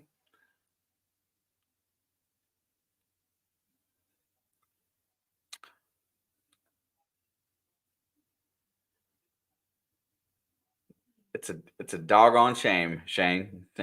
Terry, thank you. I appreciate you, man. Caitlin could play for IU's men's team. I doubt that. Let's not go that far yet.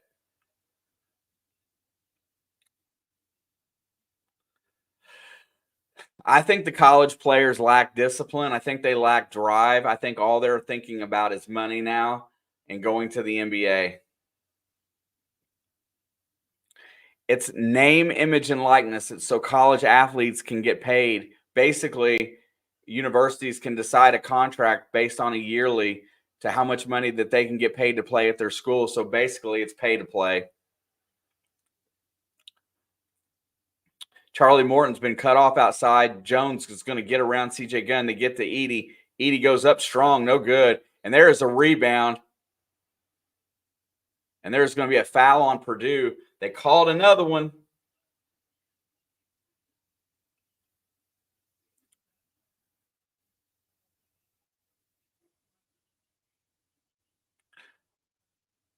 All right, here we here we go. Galloway's got the high pick. He's going to go around it. He works in the lane, feeds it over to Mbako. Nothing there. Mbako is cut off. Walker's got it out high, takes the three. That was an ugly looking shot, but nobody guarded him, so why not? All right, Jones is running the point right now for Purdue. He's got CJ Gunn on him. Galloway, Walker, Ware, and Mbako are on the court. They get it to Edey. Edey drops it down. There's the three ball, and that's a money shot from the corner. Great rhythm three by Purdue. Lead is up to 23.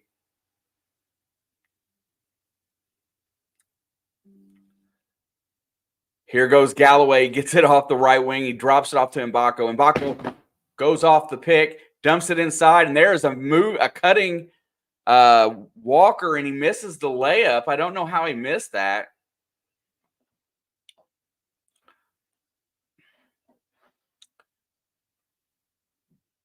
We've got it. Mbako playing some tight defense out at 23 feet. Edey's got it. He feeds it to Morton. Morton feeds it back off to Gillis off the pick. Gillis step back three, and he hits another one. Mason Gillis is starting to heat up, and Purdue's extended the lead to, I can't even count at this point, 26. Indiana takes a timeout. JB, I don't know how he missed that. He was right under the basket, right by the rim. Nobody was there. He just missed it. Appreciate it, Terry. It is getting quite painful to look at. I think before the game is over today, your guys are going to see my eyes start to bleed.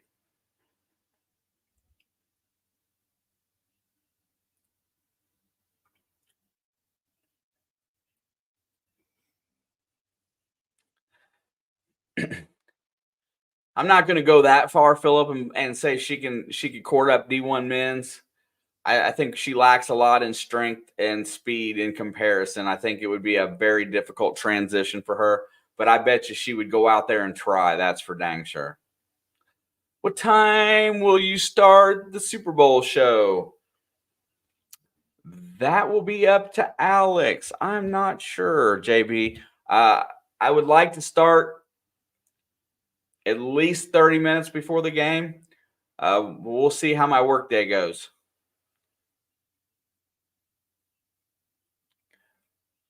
There goes Galloway off the pick, feeds it to Ware, and an alley-oop and good. That two-man game works really well when they throw that pass. I wish they would do it more often. 61-37, 9:32 to go. First has got it out on wide left, feeds Gillis. Gillis gets it across right. I don't even know that guy's name. Charlie Morton over to Gillis. Gillis shoots another three. Looks like he's on fire out there, and Purdue loses it out of bounds. It's going to go to Indiana. Yeah, Sports Cat, it's comeback time.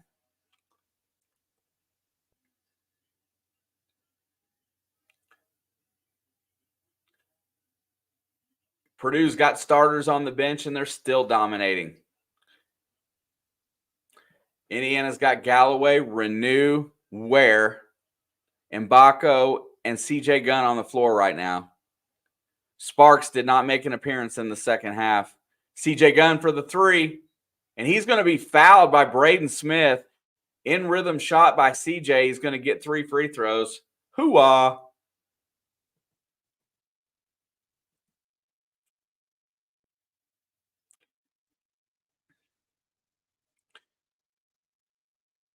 Absolutely not, JB. Purdue has no reason to storm the court for beating a mediocre team with a net ranking around 100.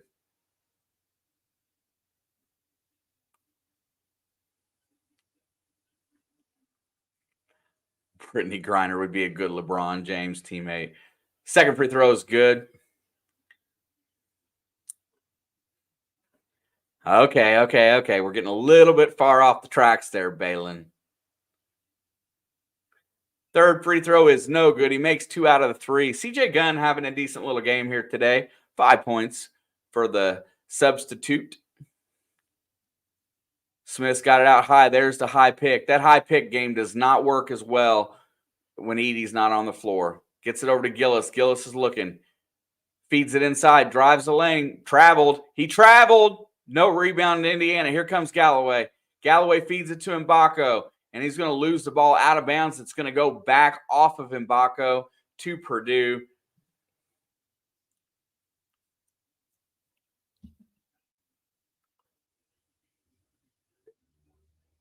I'm not going to lie. The Penn State loss is the only one that really upset me this year. Smith gets it over to First. First has got it out high. He's going to hand it off to Smith, who drives. Step back, nothing. He's cut off by Ware. There's a deep three by Jones. No good. And there's another offensive rebound by some guy that doesn't even normally play. That is Heidi. And for what reason? No, because nobody blocked out. Mbako feeds Renew. Renew gets into the lane, puts it up. No good. He was out of control on that shot. Here comes Purdue again. Up 24. I don't think Bronny's going to make the NBA. Smith drives the lane and puts up a little floater. Looked like Trey Galloway right there. Stole his shot. These blowouts are tough to watch. 7:35 to go. 65-39. This game is all but over. Fundamental Indiana's about to make their 40-point mark. Mbako's got it on the baseline, spins, goes up strong, and he's going to draw the foul and get to shoot some free throws.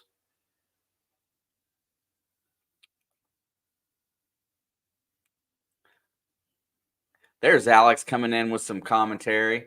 Bronny will make the NBA just because of his name.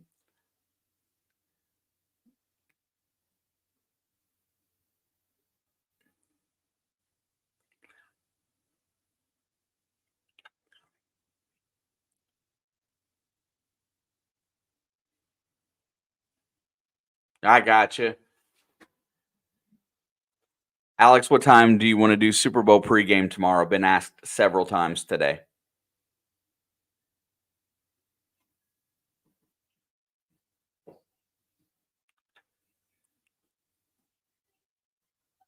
UConn has a great opportunity to make the Final Four.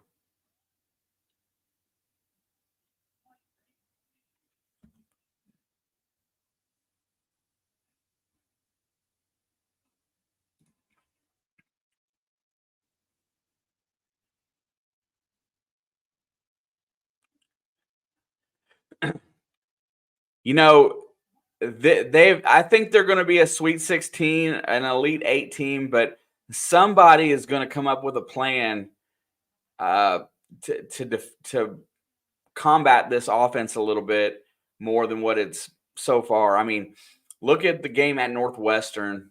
Um, Anybody that's got exceptional guard play that can stop their guards, anybody that can defend their guards has a chance to beat them. Boo Buie is an excellent example of somebody that can dominate from the point against Purdue. So look to the teams that have excellent backcourt play, and you might find somebody that can compete.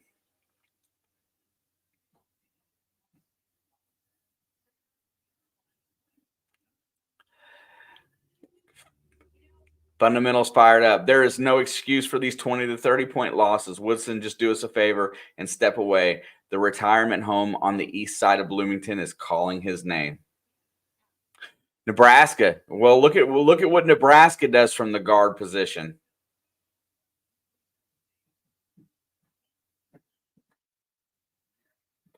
$4 million a year, JB.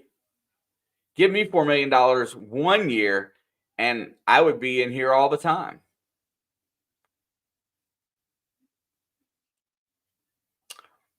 That's been our biggest issue. Let me rephrase. Indiana's single biggest issue is not having a dynamic point guard to where these other guards can effectively play the two and shoot the ball. We're playing guys out of position. We don't have a true point that's gonna be a point guard, and that is the number one position that they need to fill.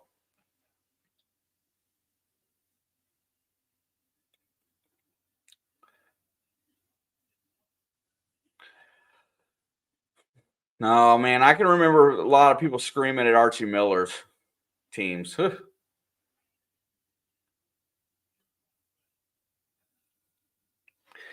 appreciate it, Terry. I do hope that you guys have been somewhat entertained in this horrific exhibition of basketball as Mbako bangs in a free throw.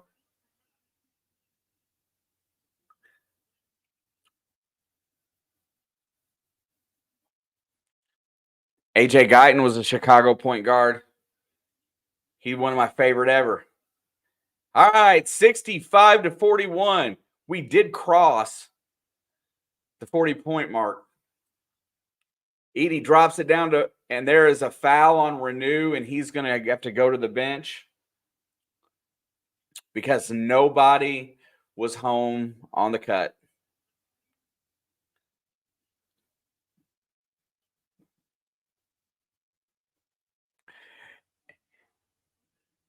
You know, Edey is probably one of the most fundamentally sound, boring bigs I've ever seen play, but he does put up numbers.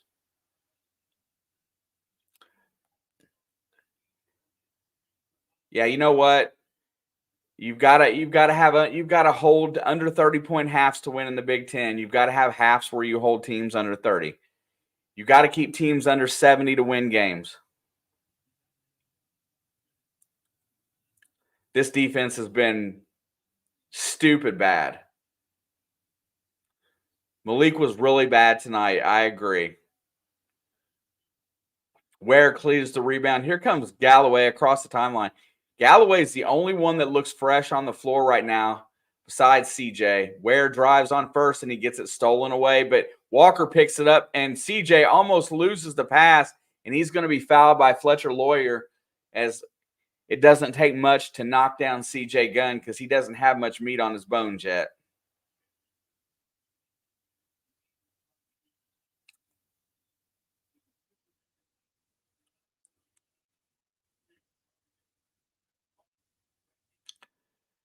They have rented Malik Renew like a rented mule the last couple weeks. Fouling out early today. Gunn missed the free throw. Man, there's a lot of things you can point to that could be better in this game. We'll do a little bit of that in the post. There goes Smith. Ware has probably guarded Smith better than anybody today. Check that one for a second. Edey shoots the three, and he banked it home. What the F was that? Man, it's getting deep in here now. CJ Gunn shoots the three and buries it. Another in-rhythm play set up by Galloway. Same play that they ran to Lille the other night against Ohio State for the winner. 69-44 as Zach Edey buries the triple and everybody's fired up. Braden Smith over to first, 2 fires. He's short off the front rim, no good. They're just showing off at this point. Galloway gets it to Walker, goes up, and scores in transition.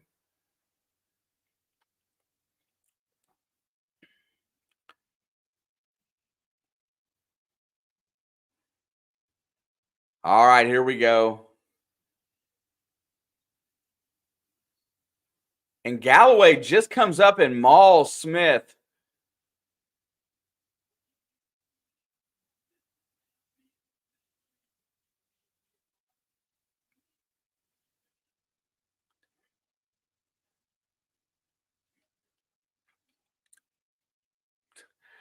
Ryan, this team does suck.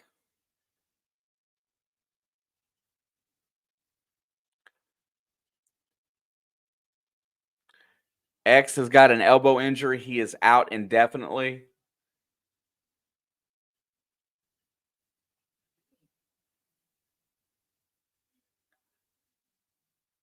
All right, CJ Gunn's got to get it off to Galloway. Galloway crosses the timeline. He's got Jones on him. He drives and throws a behind-the-back pass. And Braden Smith beats him down the fort for the ball. They shoot the three, nothing there. That could have been disastrous. Why is Galloway doing behind-the-back passes? Gunn for three. CJ Gunn hits another one. Cups can't play defense against Braden Smith. That's why he hasn't been in the game at all today. Now watch this. CJ Gunn just made a couple threes back to back to back. And they're probably going to just pull him out now and bring Gabe Cups back in. Edey scores another one inside on Ware. When he's down that deep, you cannot stop him.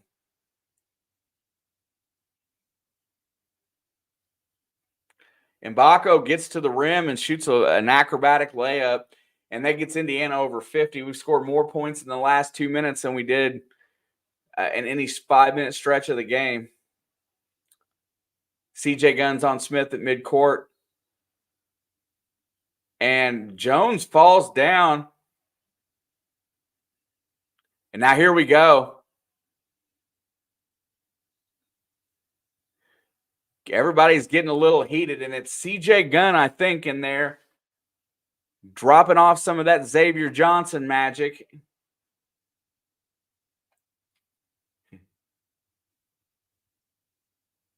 You watch. Let's see.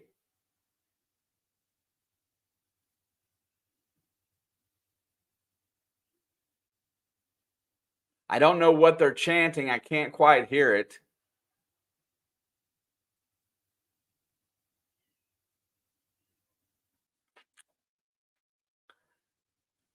Free throws up, and it is good. Jones buries the free throw.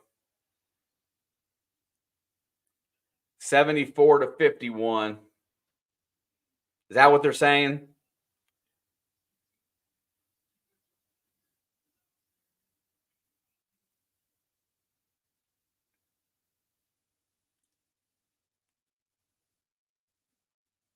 .423 to go. Jones is still running his mouth, and Baldy's out there like, hey, bro, don't worry about it. Hey, Ryan, you care to wager on that? As soon as they find somebody to play defense against their guards, they're going to get beat. Mbako's at the free throw line shooting technicals. Obviously, somebody else was running their mouth. I don't know if Boo Booey can take him out. Then I don't think it's really going to be on a national level. You're going to find it's just not going to happen. Thank you, Philip. All India. I love Purdue too. I just don't think they're going to win a national championship.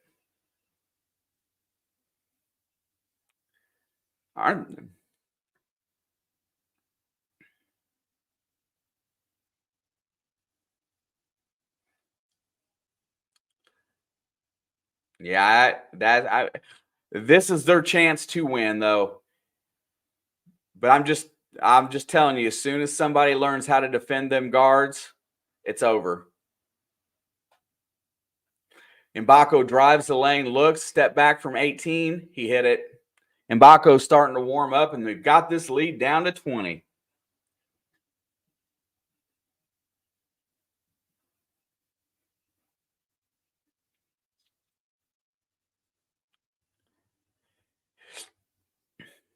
Yeah, I think the only thing that Purdue is lacking from a legitimate shot to win the national championship is going to be at the guard position. They do well right now. I just feel like that is going to be their weak spot come tournament time. And don't get me wrong, I think Braden Smith is an excellent point guard. But as soon as somebody learns to cut him off and cause him problems, he's had nothing. But that's when they've been at their worst. And I hope they fix it because I want a Big Ten team to win.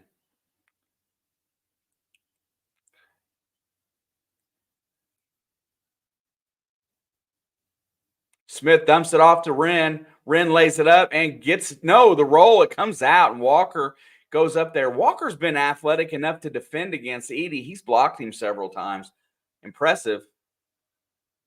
CJ Gunn from 15. There's another basket. He's finally warming up a little bit. Like I said, I didn't expect Indiana I expected them to be within like 15 today. Did not expect them to win. I expected them to trim a little bit more off the lead in the second half before getting blown out. Oh, there's a foul on CJ Gunn going for the steal. Guys like Mason Gillis and Fletcher Lawyer, and those guys have a tendency to go to sleep in these games. And I really think Jack Jones is really good, and I think that Braden Smith is really good. But just beyond that, I wonder where the next bit of they got a lot of really good defensive players on that team. It just once you get past that scoring really starts to worry me because Smith, if you shut Smith down, Purdue is pretty one-dimensional. She is going crazy for it.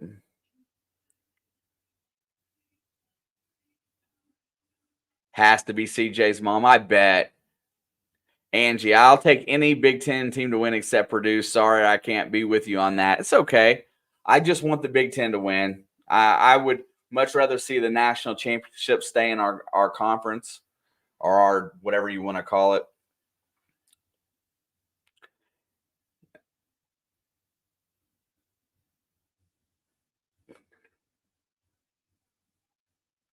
But if they figure out a way to get over the hump and they get like if they can get some really good minutes out of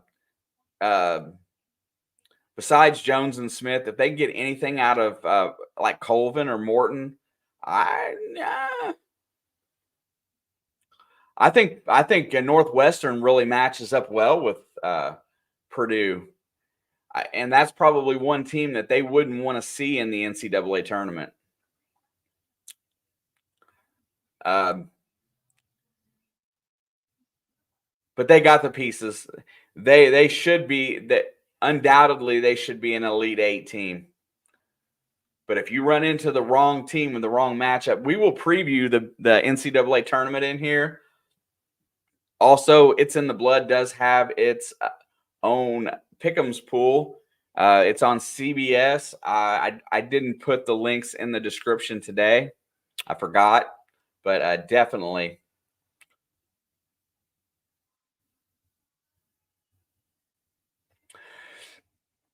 Dude, I right now I think Northwest or not Northwestern. Right now I think Nebraska might be the second best team in the conference, and that's because they can beat you from anywhere.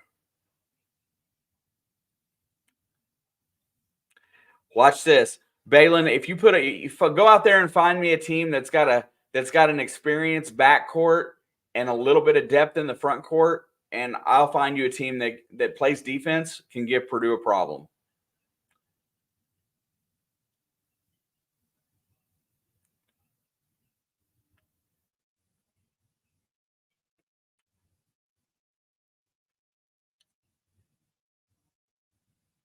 You're taking your Edie can't save you anymore sign to the IU Purdue game next year? Yeah. I agree with that. I think Northwestern just is inconsistent, and they could be up a little higher if they played a little bit more consistently, but they match up with Purdue better than anybody in the conference.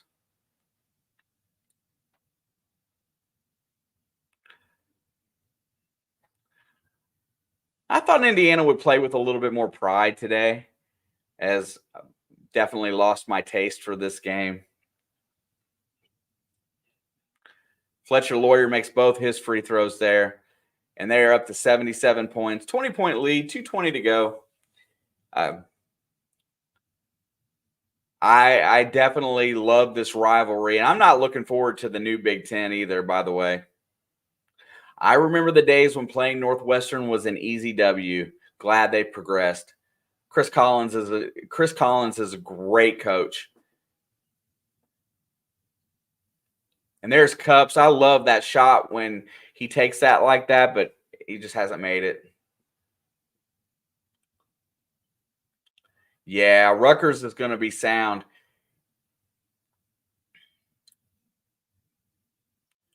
Any timeline on the other announcement?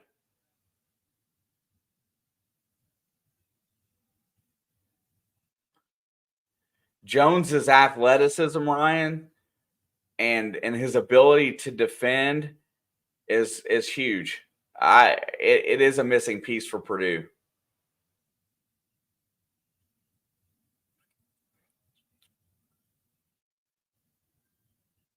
CJ Gunn trying to go one-on-one, can't get it done, goes cross-court to Walker, and Walker buries the J. Back to a 20-point lead.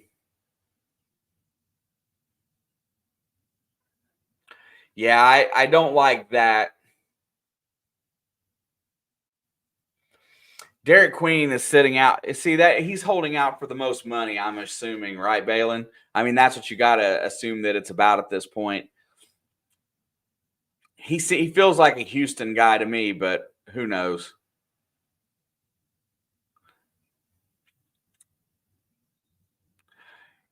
Indiana needs a point guard. More so than anything else on their team, they need a point guard.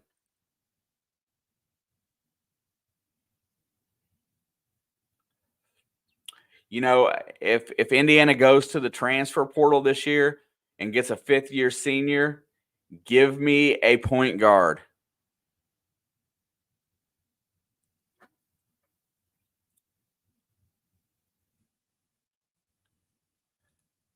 Let's see, who was that? Nicholas Timlin. Thank you for the $10 super chat. Thank you for your first super chat.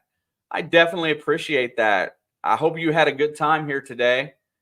Oh, what a nice alley-oop play, but nothing goes in, and they're going to miss the basket. They get it back, and they're going to follow it, no good, and shoot a couple free throws here.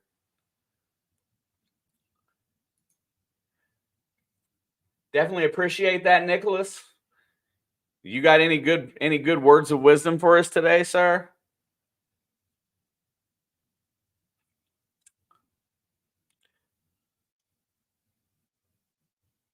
Yeah, and that's just it. You see where they struggle right now.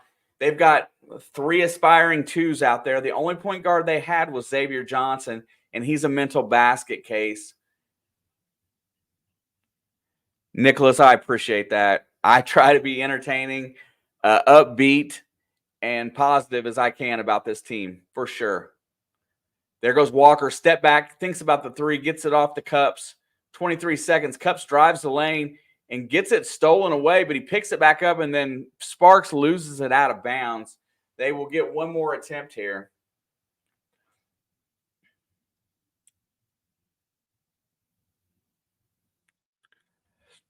Yeah, I think Cups is going to be okay. CJ Gunn lets it rip, doesn't go down, but that's okay. 10 seconds. $4.2 million a year for Woodson, and he got a raise.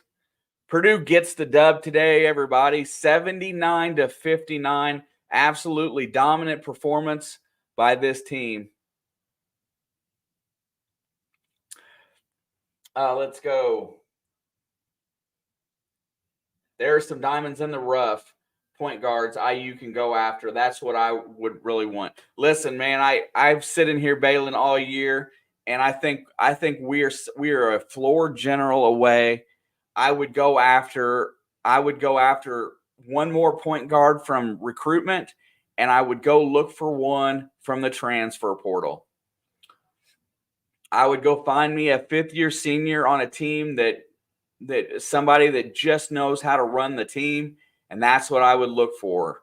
I think I really believe that is the missing piece. I believe you stay dynamic at the 2. You've got guys that can play the inside and outside game, dribble penetrator, and an outside shooter. I think CJ Gunn and Gabe Cups are probably going to be fine. And who knows? I don't know if they're going to give if Leal or Galloway is going to use a 5th year and stay, but those 2 guys would be eligible for a 5th year, I'm sure. And who knows if they stay or go. But a point, I think they've done really good at recruiting wings and 4s and 5s. I think the front court they've done a great job with. I just need to settle this backcourt out. Philip Linder, sounds good. Born in Indiana. Me too, my friend. I was born right in the heart of the state. Funny story about myself is I was adopted. I was born in Franklin, Indiana. I was adopted, lived in Southern Indiana my whole life. Yeah, you can't. Oh, where's that at?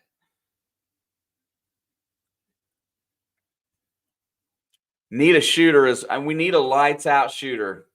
If you're going to have somebody play 2 guard, get somebody that can shoot 40% from the 3-point line and then can dribble the basketball. I'll take that. We can still work depending upon which wing we have next year. If I don't think Mbako's coming back, but he's made progression this year. Definitely want to say that you guys made tonight absolutely great. This game was horrible on our end. It wasn't fun to call, but I had a great group of folk in here tonight and definitely appreciate everybody. Let me touch on the schedule a little bit and see when we'll be back. We wasn't supposed to be here today, so let's see when we will be back for sure. We play Northwestern on Sunday at 3 p.m. That one's close. That one I should be at work. If I make it home in time, we would be here for that. If not, the next game would be versus Nebraska at 8:30 on the 21st. That's more doable.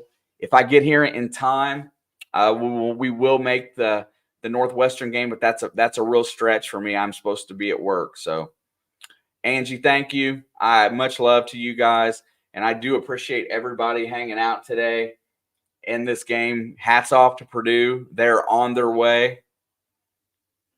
Yeah. No way. You walked on it at FC and cut after 3 practices. I'm 40 minutes from Cincy, Philip. IU might make the NIT, maybe. They just need a couple more wins and they will get there. They need about 3 more wins to make the NIT. Yeah, Philip, I'm real close to Cincinnati, bro. Cincinnati Bengals and Cincinnati Reds fan my whole life, and IU basketball. That's the 3 I grew up with. Definitely look forward to seeing you guys next time. Probably won't be Sunday. Go Reds. Yeah, Philip, I'm going to be in here doing some Reds coverage this year. Yeah. I think I'm going to try to do 1 game a week where we have a fan stream where we hang out. Baseball was my go-to, and I was a much better baseball player than I was basketball. But you guys are absolutely awesome, man. They're going. Yeah, listen, really fast before I close it. Coach Woodson has his issues. He has his issues, but you got to remember this team lost 4 guys that was out of that starting lineup that were leaders last year, and it's very very difficult when that much leadership leaves the floor and you're trying to figure out who's going to run the floor, and then the guy that you intended on being your leader hasn't panned out or played. It makes it very difficult. It's like putting Jalen Hood-Schifino in the point guard position last year. It wasn't what he was supposed to do. He was here to be a 2 guard. Fortunately for us, guys like Race Thompson and Trace Jackson Davis dominated the front court, and Miller Kopp and Jalen Hood-Schifino did enough from the wing and the backcourt to win games. We just don't have that dynamic this year. Kel'el Ware's been good at times. Malik Renew's been great at times, but nobody has been in charge. We haven't had that guy. Galloway's as close to a leader as we've had this year, and he has tendencies to go away too. Jim's absolutely right. We have no shooters. Thanks for the comment late, my friend Jim. Much appreciated. We don't, and when we get the dribble penetration from our guards, we rarely hit the shot. Terry, appreciate you. I'm going to close this thing down now. I'm going to leave you with the It's in the Blood Sharks.